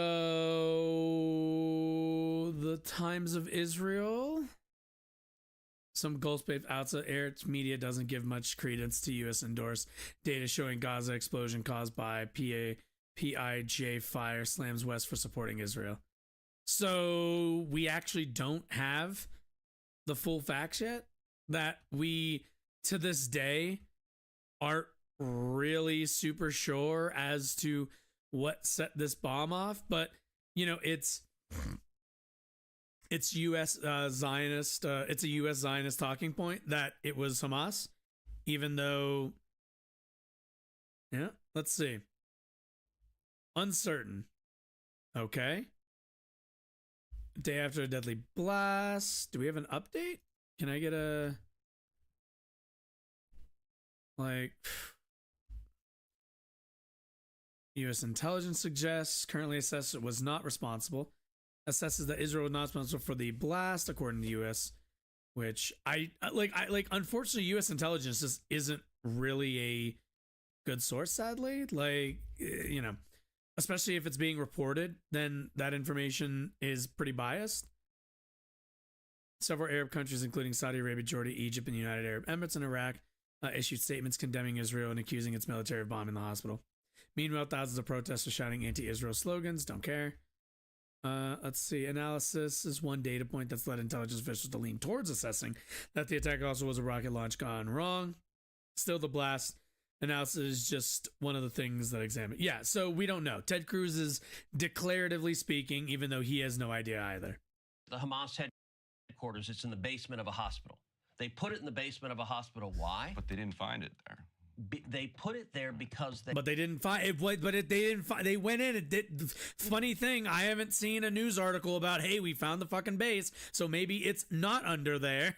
Like, they want Palestinian mothers, children killed. They put missiles in kindergartens, and the reason is it's part of, on my podcast. I did an entire podcast that I mean, he does know, like, the point of doing that is to appeal to the humanity of the Israeli forces so that it would incentivize them to not bomb. Like, the idea behind a human shield, right, is like, if I put this person in front of me, you won't try to attack me because this person in front of me, who you see as an innocent, as another human, uninvolved in our dispute, you'll see them and go, well, you know, we don't want to risk losing the innocent person.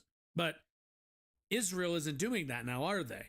They're seeing that person in front of, they're seeing, those civilians, those Palestinian civilians. They see them and they go, nah, two in the hand, one in the bush, as far as we're concerned.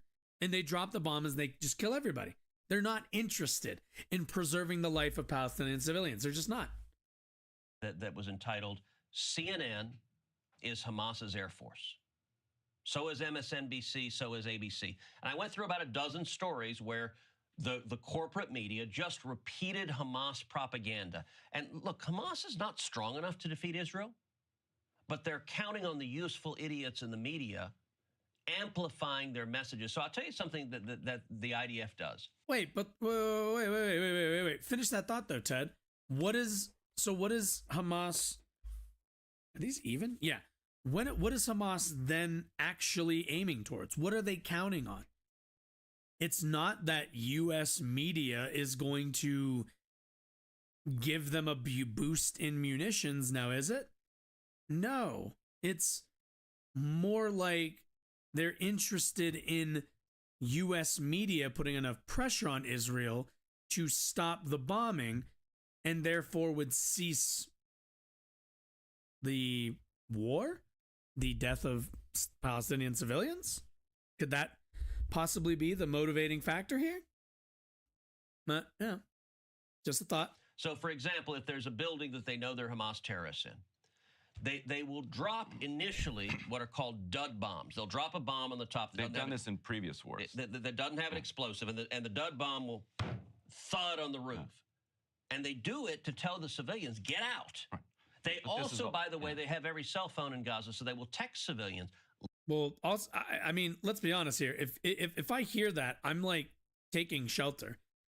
Like, they tell people when that happens, most likely, like almost any emergency situation, they're like, all right, like brace for impact or cover or get to cover, do something, But like, what do they tell you in a fire? Don't take the stair, don't take the elevator, don't do this, don't do that. Like, they usually tell people to stay in place and try to like hunker down. Like, leave. By the way, when Palestinian civilians try to leave, Hamas keeps them there. They want Palestinians to die. Is there evidence for that? I haven't seen that before. There's no military. By the way, the U.S. military, when we're attacking our enemies, we don't drop dud bombs telling people to evacuate. It's only the IDF. Well, yeah, because so we're on that note, 'cause we have to really wrap, bad at hot conflict engaging now in the Middle East again. in, Is it time to endorse Donald Trump, negotiator of the Abraham Accords? Look, I will say, President Trump. Dude, this girl is such a man. And Joe Biden. I don't know why Ryan wastes his time on this show, honestly. And he utterly screwed it up. We went. I guess to get access to to Breaking Point's audience, but still. In Europe since World War II, we have the worst war in the Middle East in over 50 years, and it's because having a weak and ineffective commander-in-chief is a train wreck. It doesn't work, and so. Listen, we're wrapping up, but I do want to encourage our viewers. Yeah. Buy the book. That's what he's gonna say. Okay. Well, that was. I mean, look. At the end of the day, like, let's all try and remember here. At the end of the day, there's just when it comes to the situation in Gaza, it comes down to a power dynamic and who has power in that relationship. And quite frankly, Hamas and the civilians in Gaza simply don't. They don't have the power in that relationship. They don't have the ability to change the situation on the ground in a meaningful way. They just don't. That's not something that they're capable of doing. Israel is, however, and Israel has chosen time and time and time again to not do so. So let's keep that in mind. Like, at the end of the day, this is just what, this is the exercise of power, unfortunately, by one nation, sadly. But, anyway, let's see. What should we do next? How much time do I have? Okay. I don't have super long. Ooh, okay.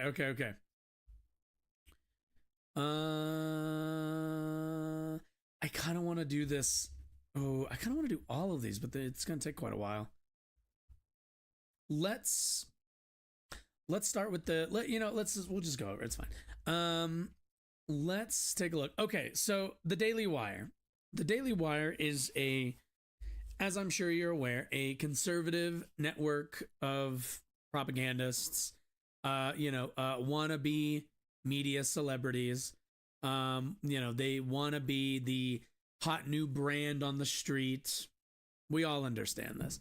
One of their, I think, not goals, but I guess one of their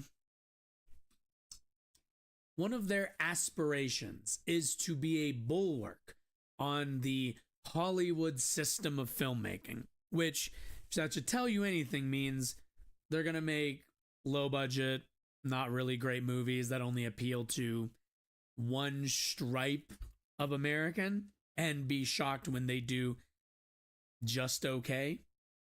Like, they don't release them in theaters. They don't go anywhere. It just goes to their subscribers that watch them, because a lot of the people, funnily enough, a lot of the people at Daily Wire are really just conservative drama class kids. Ben Shapiro wanted to be a screenwriter. Michael Brooks wanted to be an actor. Matt Walsh wanted to be a radio personality. I have no idea what Jeremy Boring wants to be besides not have that last name, but he wants to be a brand creator guy or whatever. So with that, I saw this trailer. They have a new movie out to go along with their other star-studded films, which are all like, they hired Gina Carano, whatever the fuck her name is, right after she got booted off The Mandalorian for being cringe, because let's be honest, it's mostly just a virtue signaling, exercise for them. But you know, their next movie is apparently a comedy film. And he showed up on the good old PBD podcast, something that we've watched before. You know, clips of and segments of before. Oh, you know, it's always interesting watching this guy. He gets decent views, so you know, that's also something that you know, that's something that you know, we want to keep an eye on. But let's go take a look at how this how their new movie is doing, shall we? Do we have your permission to show the trailer here on the podcast? Absolutely. Okay, Rob, go ahead and play this trailer. Okay, Absolutely. Show my trailer everywhere. Can you tell us 30 seconds what it's about, and then we'll play the trailer for the audience to see? Yeah, the movie is called Lady Ballers. That's my entire description. If you can't get it from that, Lady Ballers. Yeah, it's about some high school state champ. I thought, whoa, why are you explaining it? You just said if you don't know what it's about after that. But okay. So okay, off the bat, 21 seconds in, we can already see why this movie is irrelevant. He says the name of the movie is Lady Ballers, right? And he's like, everyone's laughing and going, that's hilarious. I totally get what it's going to be. And Jeremy Boring confidently goes on there and says like, oh, well, if you hear that name, you know what it's going to be about. You know what it is, right?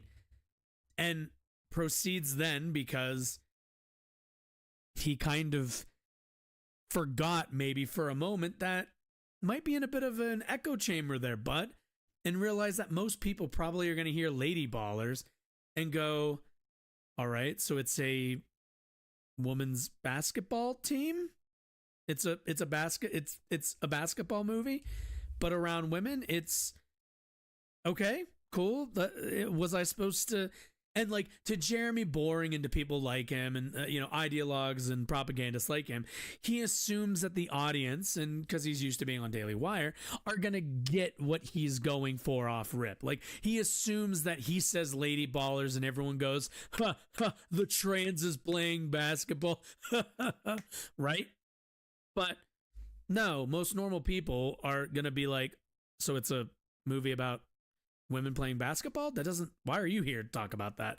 You don't really seem like a WNBA aficionado. And, he realizes that and is like, okay, I guess I have to explain it. So already we're seeing the strength of Daily Wire branding and storytelling. Who's basketball players whose best days are, it's about some high school state champs whose basketball players whose best days are behind them until they figure out that they can go dominate women's sports just by saying that they're women and nothing else. This thing got 20 million views in 48 hours. Go ahead and play it. Yep. And and there are probably that many people that knew immediately what the movie was about. And the other, 70, however many million Americans would see this and go, okay. Or at least hear the words and go, all right. Lady Ball doesn't really do much for me for a name, but let's take a look at the trailer. Let me not interrupt the trailer too much. In a world where women's sports, they got movie trailer guy. Was that Riley Gaines? I bet you that was Riley Gaines. Foul with the most triggering comedy of the year.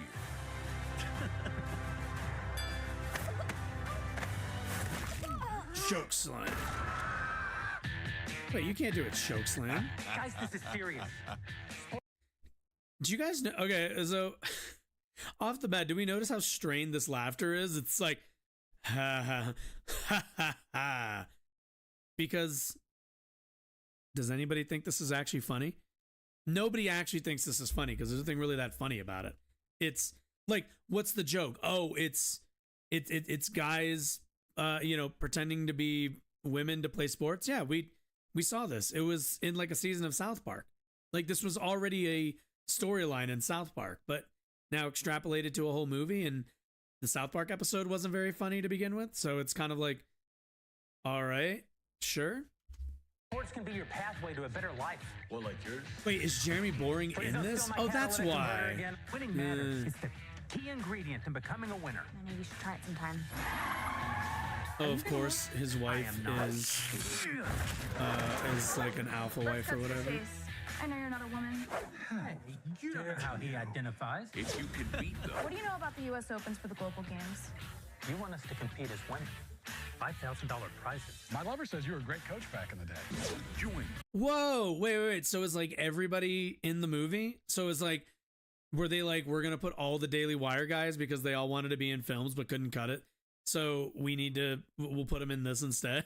Like, it's the Adam Sandler approach. I mean, hey, good for them. I mean, shit. You get all this backing so you can make stupid bad movies with your pals in the backyard. Daily Wire really living up to their goals here. This is the way the world is now. My 8-year-old daughter told me all about it. So a guy can become a girl with no physical changes at all. Oh, that's called gender fluid. So I can be a woman on the court and a man in the bedroom. I can't believe it. Nice. You mean when you're sleeping? Yes. Coach. Alex. Okay joke, I guess. That's an okay joke, I suppose. We could play basketball. We have to get the whole team back together. It's time We're in. I'm in. I'm in. to play. Lady Ballers. Mount up. Like a girl. That's right. I'm with her. Isn't this like already a movie? Am I like forgetting? Isn't there a Rob Schneider movie or something? Am I crazy? Was that a movie where was that like a Freaky Friday event where like they changed spirits or whatever? Maybe it was. I don't remember. But yeah, I could have sworn there was like a Rob Schneider movie. That's basically this concept, but I think without the sports angle, which by the way, again, this is just making an entire movie because this is the last vestige of an argument that they have against trans identity.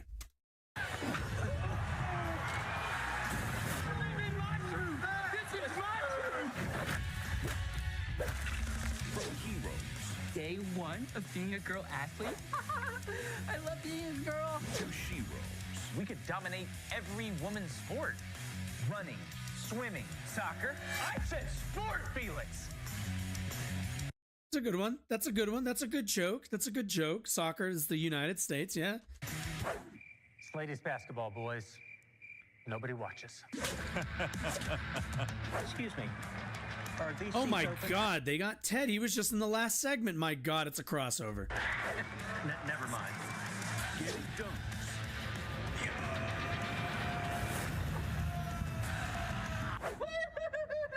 And tucking trunks.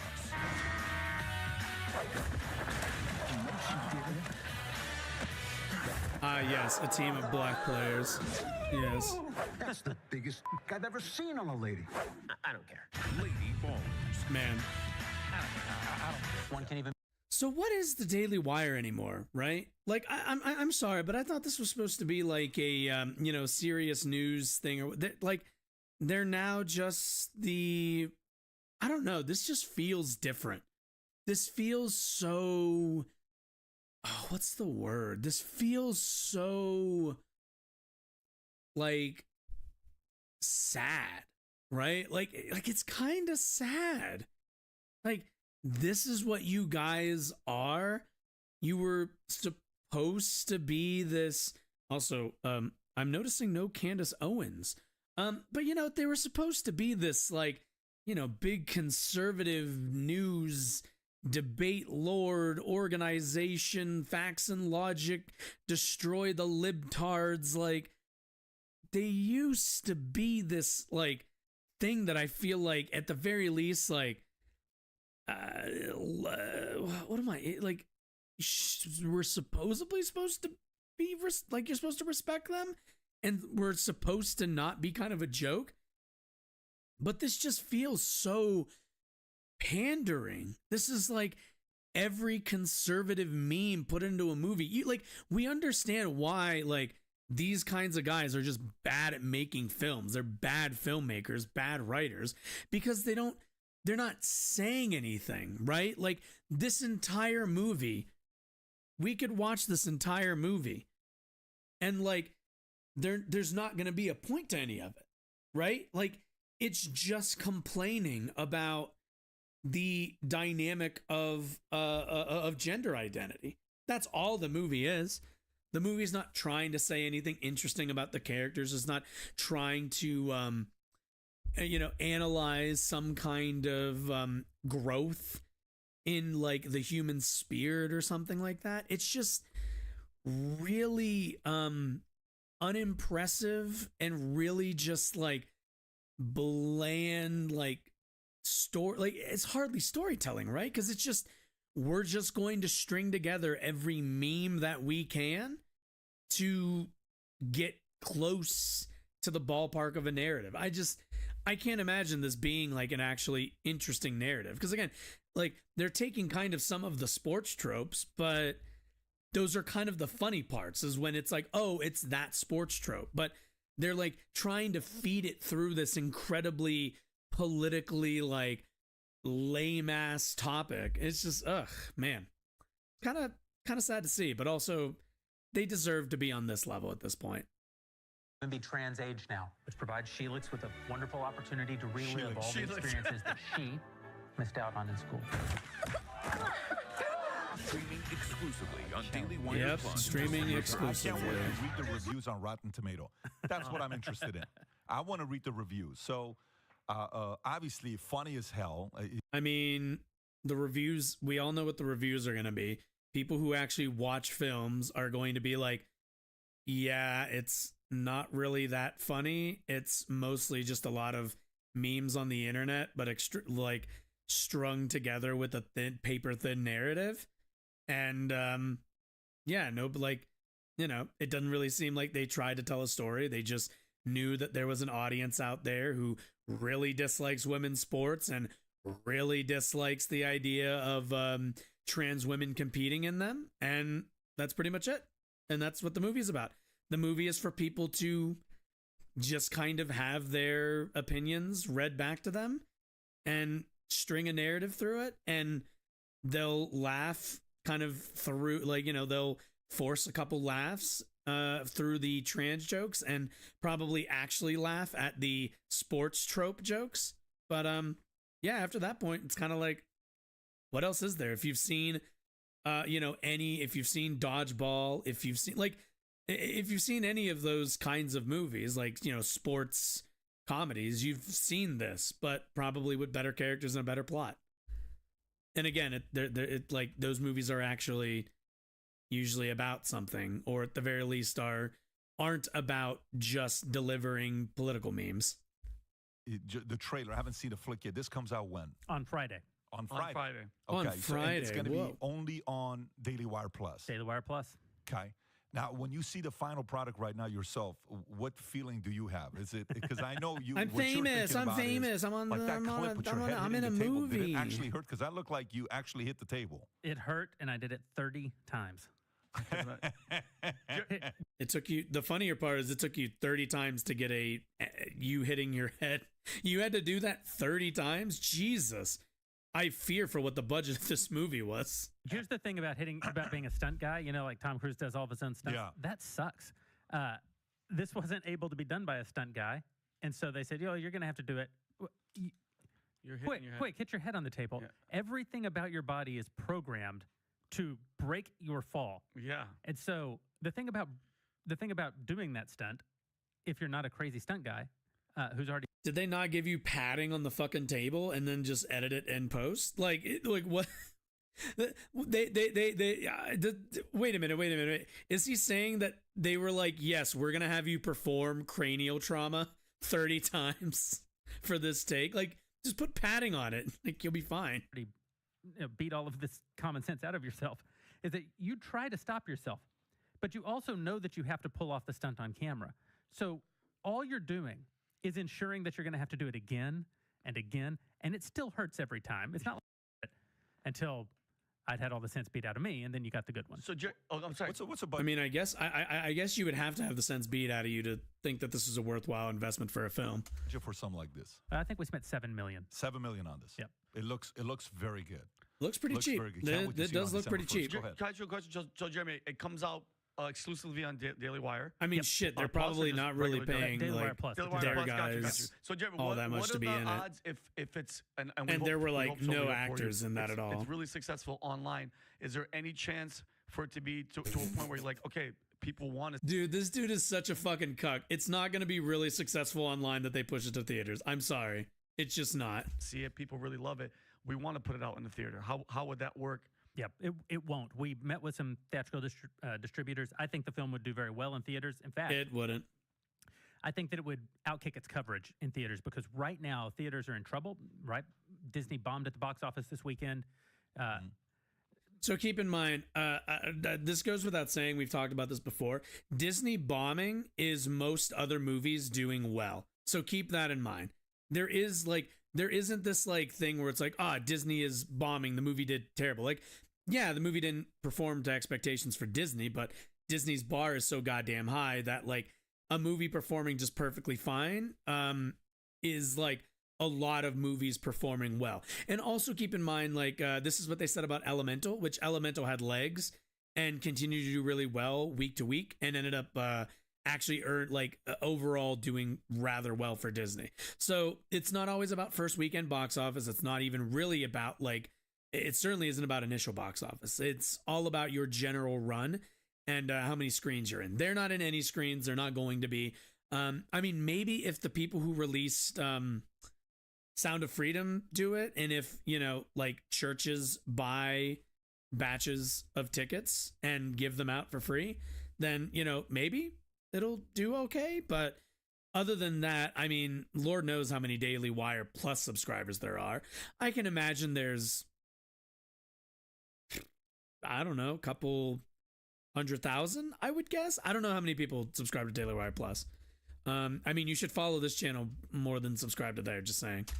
Almost it's also every free. film since the pandemic has done poorly at the box office with precious few exceptions. But for the right, going to the theater can be an act of protest. Buying a subscription to the Daily Wire is not an act of protest. So Well, I think no, it would it do kind much of better in is. theaters than it will on our platform. Here's the problem. That movie ain't going to no theaters. Yeah, because it won't, because it's not going to do well. Because also keep in mind, they would have to market it more than just putting a trailer out. They would have to put ads. They would have to like have a marketing plan in place. Because keep in mind, $7 million to make the movie means like it's an incredibly cheap movie. A, but B, they would have to spend at least that to like get it into theaters to maybe break even on its production, not break even on its distribution and on its marketing. So like financially, there is no chance that they put this out. There is zero chance, mainly because everybody who sees it on Daily Wire Plus is not going to go out and spend $13 to $15 buying a movie ticket to see a movie they already saw. That just also ain't happening. So yeah, no, I mean, this isn't going to do well. They're never going to put it out to find out, to get embarrassed. So like this dude should have never asked that question. Agents at UTA came. They're going to cope that like, they won't let it go in. Like, no, it just won't do very well. We'd love to well. work with you guys. We can do some huge things together. And I said, no, there's no way you'll ever do huge things with us. We believe this, we believe that. He said, yeah. We don't care about any of that. We just care about, there's an opportunity here. We want to take it. Yeah, they want to make The money. only thing is you got to back off this trans issue. So I don't care what you say about abortion. Don't care what you say about religion. Don't care what you say about who to vote for. Don't care what you say about. Would you like to know why? It's mainly because the trans issue is not going to drive people to the cinemas. It's going to drive people out of the cinemas. If you put this in theaters, everybody who goes to it is going to have a like self-imposed like red mark on their ledger, right? Like imagine you're like, fucking Joe HVAC, fucking mechanic, and you're like anti-trans, and you have to go to your local AMC and ask for a ticket for the virulently anti-trans movie.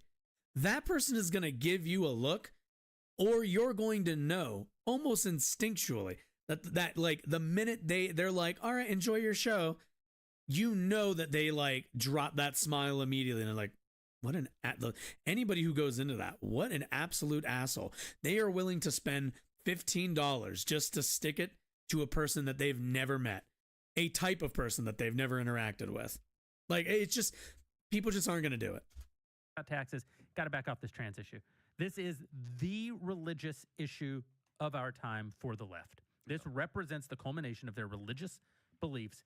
Yes, and so when we went to theatrical distributors, it was not even going to engage in the conversation. Oh, we're good. Alamo would have been like, it was just like, here's a great don't example. even answer. They wouldn't even answer that. The Hollywood Trades have covered every movie we've made at Daily Wire so far.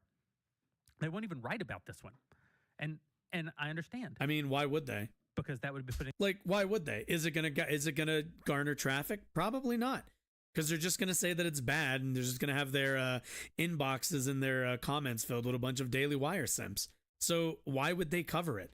What do they get out of covering your movies? What Jeremy Boring doesn't understand is, like, the Hollywood Trades or any kind of other publication, they don't cover you because, like, they care about the every single release that ever gets released into cinemas or into direct to DVD or digital or whatever. They are interested in making money and in driving traffic. And if your film isn't going to drive in traffic or drives in traffic that negatively affects their bottom line, they have no interest in covering you. They get to pick what they cover, and they don't feel like covering you. And, like, you can complain and bitch and moan about that all you want, but you don't have a right to anybody else's coverage. The same way you don't really have a right to theatrical releasing. So, putting themselves on the other side of the actual religion that matters. because keep in mind, their industry. okay, I know I'm stopping a lot, but I picked this video for a reason because I actually know about the industry. Keep in mind, theaters have to pay to screen these movies. And, like, so why the fuck would AMC pay money to the Daily Wire and their distributor to show this movie that isn't going to bring people in to buy concessions, and if anything is going to cause a negative outcry from at least one community for screening the film? Plain and simple, their movies are bad investments, except for their audience. They need to feed their audience. So they make these shitty movies for their audience to, let's be honest, probably not really watch, or if they do, not finish.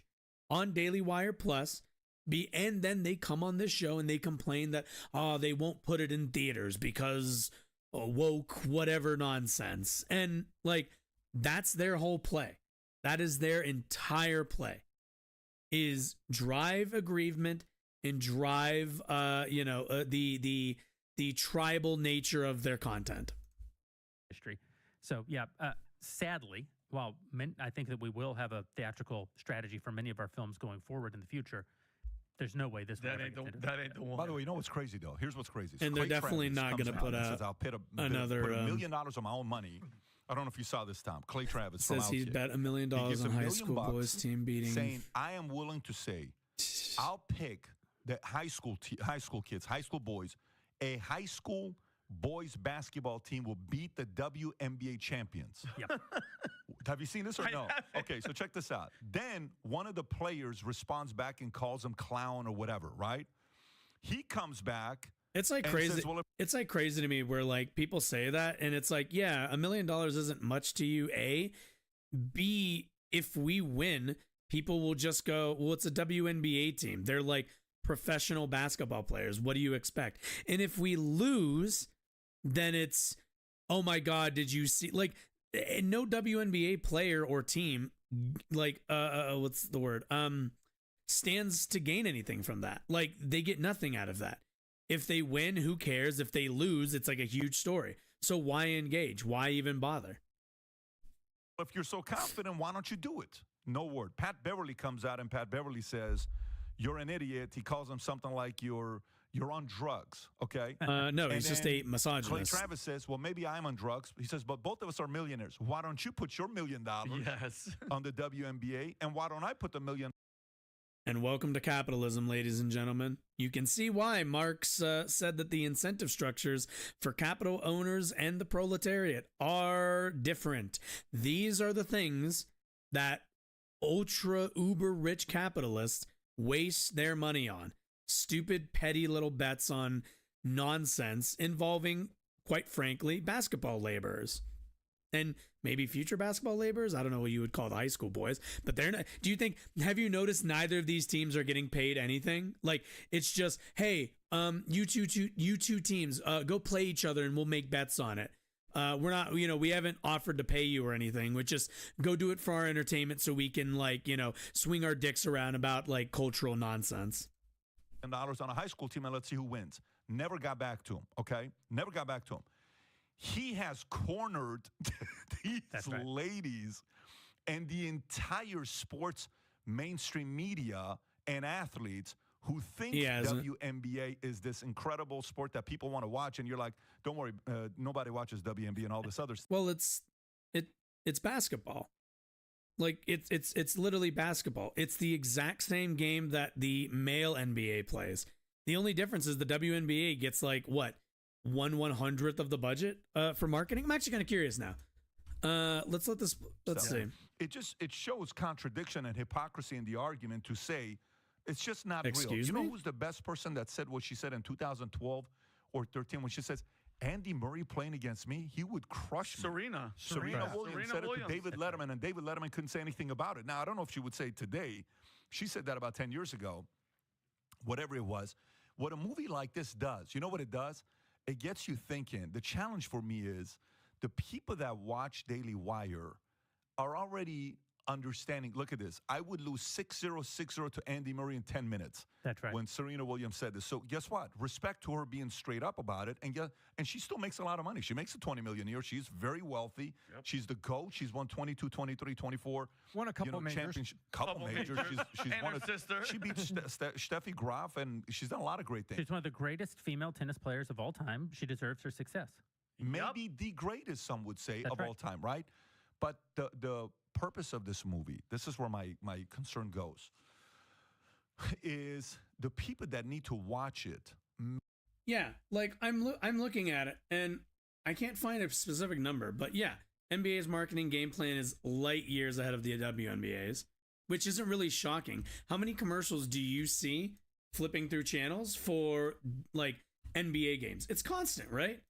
And like that makes sense. WNBA or the NBA, it's a huge institution.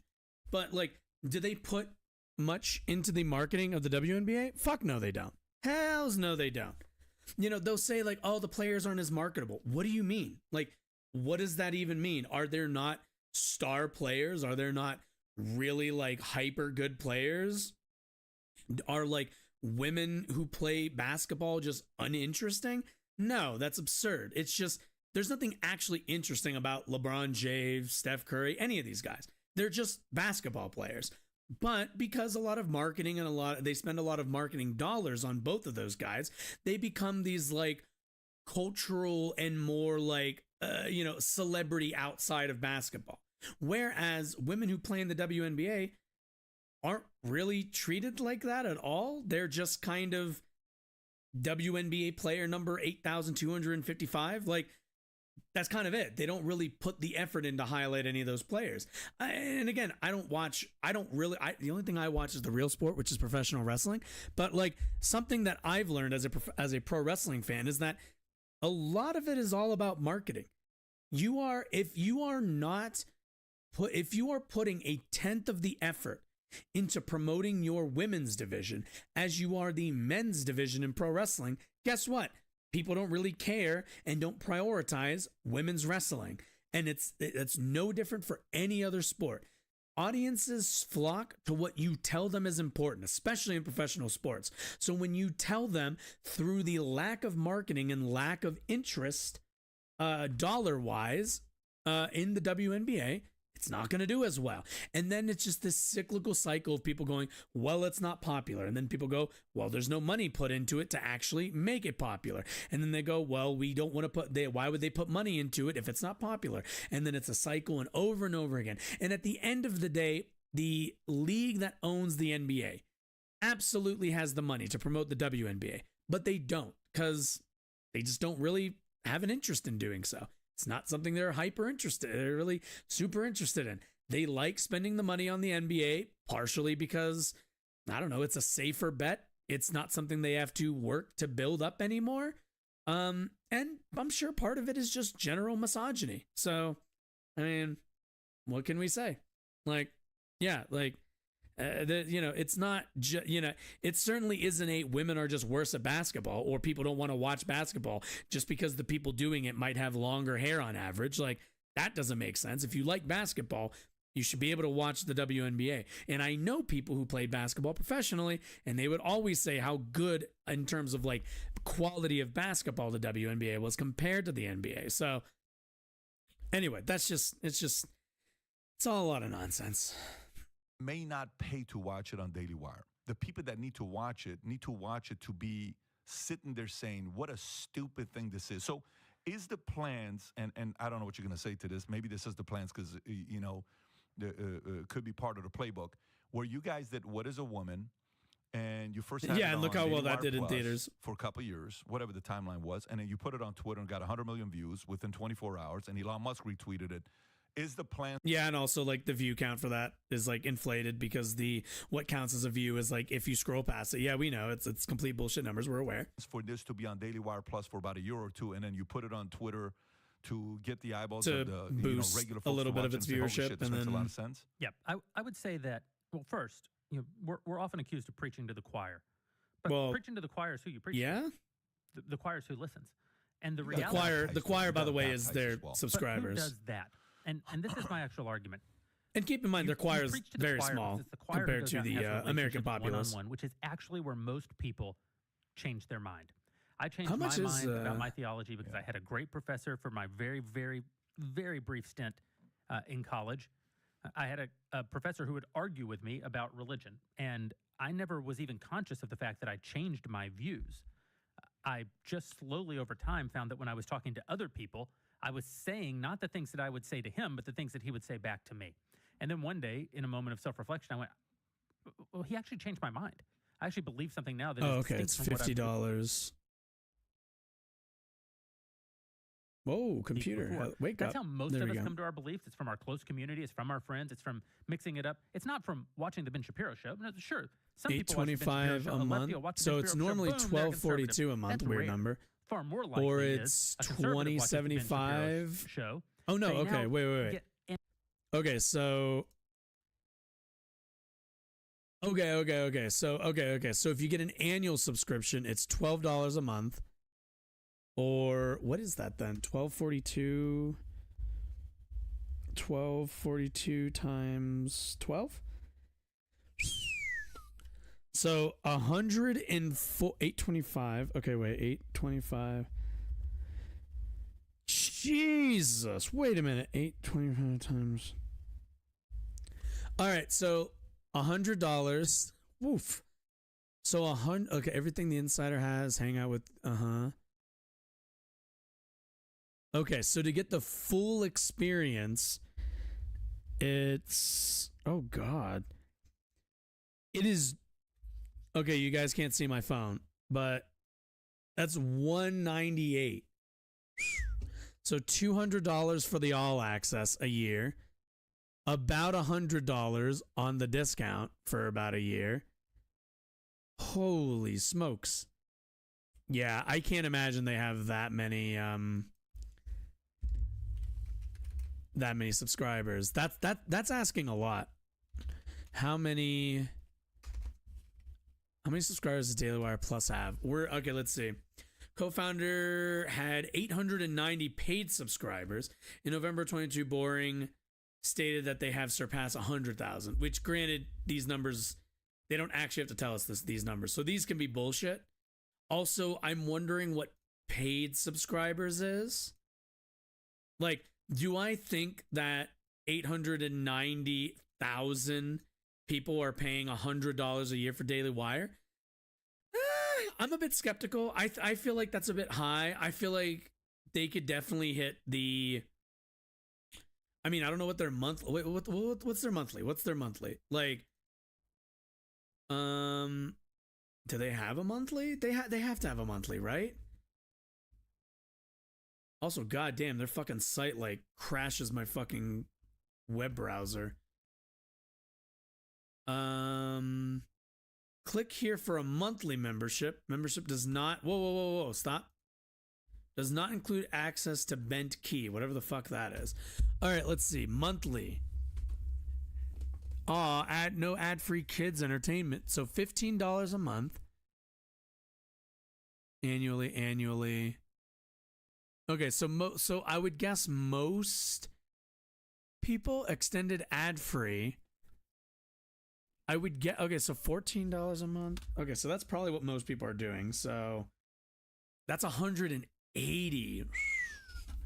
Good God. And Access when it's not on discount is $20.75. Wow. That's fucking expensive, dude. For Daily Wire too, like shit, man. At least like, at least TYT is at least like, cause like, what do you like? You can watch all this shit on YouTube.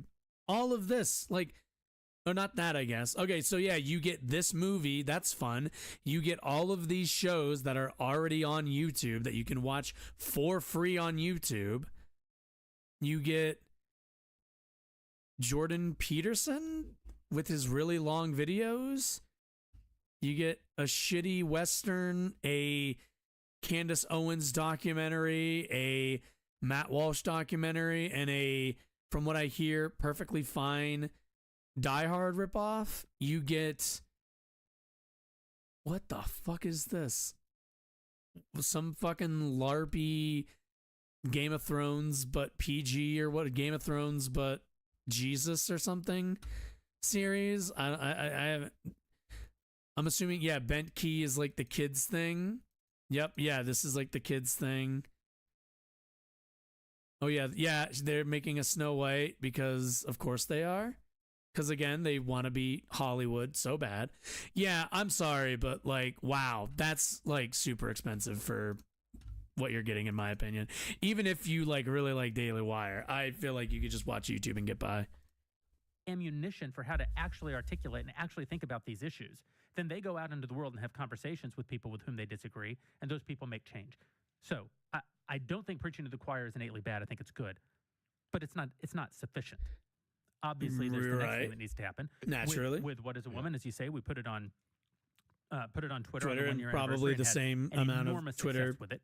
People who like wanted to watch it but didn't want to pay to watch it. But certainly, we're constantly innovating and evolving and thinking about how to reach people. So whether that's putting it on X or whether it's some other strategy, certainly I had to go back to X. Gotta wait for that our content over time. Well, it sounds like you're subscribing to basically the execution of apologetics. I'm going to give you the way to argue, and then I'm going to let you go work with the people that you know and love on a more one-to-one basis. I'm not going to expect you to convert, in amongst the mob. Yep. But there are some that are breaking through. South Park's Pandaverse episode has been, you're smiling, has been absolutely destroying Disney. And Kennedy, it showed, it went after Kennedy, the woman who's been redoing all Kathleen these. Kennedy. Yep, she's been responsible for all the bombs. Oh, wait. Wait. Wait. Are we citing South Park, a literal television institution? Like, I'm sorry, guys, but they're not. Daily Wire isn't South Park. South Park has been on the air since, like, what, the late 90s? Also, I don't really, how well does South Park do these days? I don't actually know.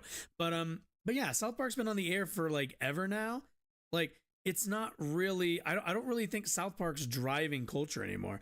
I can't remember the last time, like, somebody mentioned, like, oh, like a South Park reference to like something in politics. What's it called? Like since probably 2014. Again, I don't know what the let's take a look. South Park. Like I feel like let's see. Sure, television stats. Let's take a look. Year, I guess? Well, no. Okay, can I like go back like super far? Okay. Can I? No, I can't. Okay. Let's go back to, okay. Let's go back to 20. Oh, I can't. Okay. Let's go back as far as this can track. So June of 2018. Let's do that, and we'll take it from here. So 32.1 average. Okay. Engagement score. All right, cool. I don't know what these big fucking new episode. Oh, okay. All right. 2023. Yeesh. 77, number 8 overall. Like I genuinely don't know how well South Park does these days outside of let's see, 23, 25, we're up in the 50s. I guess that's good. Yeah, that's good. Top shows online, Squid Game 52. Yeah, like I said, I just don't know. Yeah, I just don't know how well they do anymore, like outside of, you know, like, because them doing like a, you know, them doing a very, whenever they do like overtly political stuff, it either, let's see, using popularity, what's this? 1 year ago, let's see. Looking over the wiki page, I see earlier seasons have 3+ million viewers per episode, then declining until the latest season with only 500,000. Is South Park losing popularity? Oh, well, I mean, this person make a good point. Yeah, if there's like a million different ways. First season, last season had just over 5. A little of both, yeah. Seems like, okay, it seems like they're just spread super thin across a lot of different places. Anyway, I mean, again, Paramount Plus, I don't know how many people are watching Paramount Plus. It's just me. I don't ever hear anybody talk about Paramount Plus. And that happened under Chapek because it's the release windows is what Iger was dealing with when he showed up. Well, wait, but Chapek also, there are like, some people that are drew. I mean, they've got that. Wait a minute. Chapek was a bad CEO because he also pushed everything to streaming and like tripled and quadrupled down on Disney Plus, even though it's been a like economic like loser for Disney. Like at the end of the day, everyone was chasing the streaming model, but the streaming model hasn't actually been sufficient, it seems like, compared to, you know, like the old television and actual theatrical release model. It just doesn't seem like, you know, because people pay one price to get in and watch as much content, you can never really have enough content to keep enough people engaged with it. And also, like, the price that people are paying just isn't high enough, and subscriber counts aren't consistent enough, it seems like, or at the very least they're not supplementing like how much content you have to push out, you know what I mean? So it doesn't, like, the streaming model just doesn't really seem like it's been a good model, and that's why you've seen Disney pare back on it a lot over the last couple of months since Chapek's departure. They took that platform, got it on Paramount Plus, and it's out there. Everybody's seeing it, and Disney not everyone is has to keep it off, and they're doing everything Paramount they can Plus, to fight it. idiots. And God bless whoever at Paramount Plus said, no, that's part of the series. That's satire, that's cartoon. We're going to leave it on. But that thing was heavy-handed. You know what's crazy about it? I mean, they didn't leave it on because it's satire. They left it on because they thought they were hedging their bets so they could make money off of people subscribing, which the real question is if that actually happened. The movie too, Pat, before I know you want to move on, people can actually do, like, I know it's a movie, but guys could literally today do exactly what you guys did in the movie, say that they're women, and do exactly what he's doing. Like, nothing's holding you back. Well, they are doing it. This is the thing. Yeah, exactly. They are doing it. Yeah. The scene that's in the trailer, and I'll stop self-promoting. No, it's all good. The scene in the trailer That's where kind of what Blaine you're here to do, Crane Boring. is wrestling. He lifts the woman off the ground and smashes her.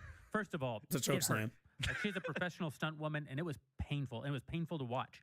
And when I was driving home, I actually had a moment of There was reflection literally a that match. night. Did you guys not use safety equipment for stunt actors? Well, am I doing something wrong? Like, we humiliated that gal. I mean, she signed up for it. She's a professional, but you don't feel great about it. And then I realized, oh no, this isn't even a joke. The first male Did you MMA notice why, fighter like, yeah, who it's not identified as a really woman funny? and fought an actual biological woman, broke her skull. Almost killed her. Yep. Broke her skull. All we're doing is what they did in Death of Stalin. We're saying, no, this is reality, and it's okay to laugh at it. Exactly. Are you calling it inspired by true events? Wait, so is it like, well, wait, inspire? Oh yeah, I didn't even note that. It's also like, in quotation, inspired by true events, because like they're embellishing so much into every situation. I think I heard about the MMA fighter, but granted, that's also MMA. I don't really know how uncommon that is over there, considering like people are, again, like, you know, kneeing each other in the face and everything else. So I don't really know how notable that is, that somebody like fucked somebody else up in the octagon. That seems like a pretty normal thing over there, but I should have. You should have. Honestly, you should have, because that's what it should have been. Start right now. By the way, have you read Musk's book, Walter Isaacson, or no? No. Okay, I'm going to give you a line. I think it's the best line. This is one of my favorite quotes recently that I've read. The quote said... What's funny is at the end of the day, he also can't point to more than like he pointed to that one example of the MMA fighter, and he used it as an example, or I guess as a analogous to the scene in the movie where the dude like choke slams the girl in like a amateur wrestling thing, which also like I could go back and be like, that's amateur wrestling would like you're not allowed to grab people by the throat in amateur wrestling. It's not really, you're not allowed to just like clasp them or whatever. And anybody who's an amateur wrestler, if you did that, would probably like flip you over with like a fireman's carry or something. But like, again, they don't like, the thing is not to be accurate with the sports. The same way they're not accurate with like the trans participation in them. But no, the like at the end of the day, woof. At the end of the day, the fact of the matter is there just aren't that many trans athletes for this to be like a huge deal, or even like their premise of like, what if it was a whole team? It's like, well, I guess that'd be notable, but like you're saying like they're saying, oh, you know, we can laugh at it and it's like kind of funny, but like the underlying thing is like, hey, this is the reality we're looking down if we don't turn back. And at the end of the day, it's like, well, if that's true, then where are the teams of trans women who are actually just fail son men or whatever, who are loser guys, who are going to beat women in sporting competitions? Like, just show me some kind of example of this being anything more than like a 100 person problem in a population of how many people are in the US? 76 million. Like, it's just kind of a, all right, that's not, I mean, I guess it's, you know, if you like, the funny part of it would be like, oh, this is kind of real, or oh, this has gone too far, which is what they think. But that kind of clashes with reality, right? Like, where it's like, oh, well, no, this isn't actually how, this isn't really an epidemic. This is a really, really like rare occurrence, but you know, it's whatever. As in Musk's book, it's fantastic. It says, Musk likes to take the fiction out of science fiction. What a powerful thing to say. What a powerful thing to say. Musk likes to take... What? Oh my God. Like, I'm sorry, but these guys, God, they're such simps. They just want Elon to send them money. Let's be real about it. They just want Elon to send them money. They're just like, please, Elon, send me a couple million, please. Ay. Anyway, yeah, I mean, look, the Daily Wire is, I have no way to know, but I get this feeling like they're not doing super hot. They used to be, or at the very least at their conception, I think they, at the very least, like tricked people or fooled people into thinking they were a respectable org, something that we should take seriously. And it's become like rather evident that they're just a joke. Like, they're just a joke of a network creating, you know, content for their very small subscriber base relative to, I mean, even if the number that they gave, 1 million, that's 1/76th of the US population. So hats off to you, lads. Good luck. Anyway, I think that's actually it for me today. Yeah, we went a little bit late, but I wanted to finish that video. That was at least an interesting video. Yeah, I know the schedule's been like ultra sporadic. It's just news. I still just haven't gotten used to my new schedule. But either way, Mondays, Wednesdays, I always try. Mondays are just always tougher, just because Mondays are the first day I have off, and Or at least, yeah, to work on stuff. But anyway, everyone have a nice night. See you all next week. Yada, yada, yada. Do all the things. Be well.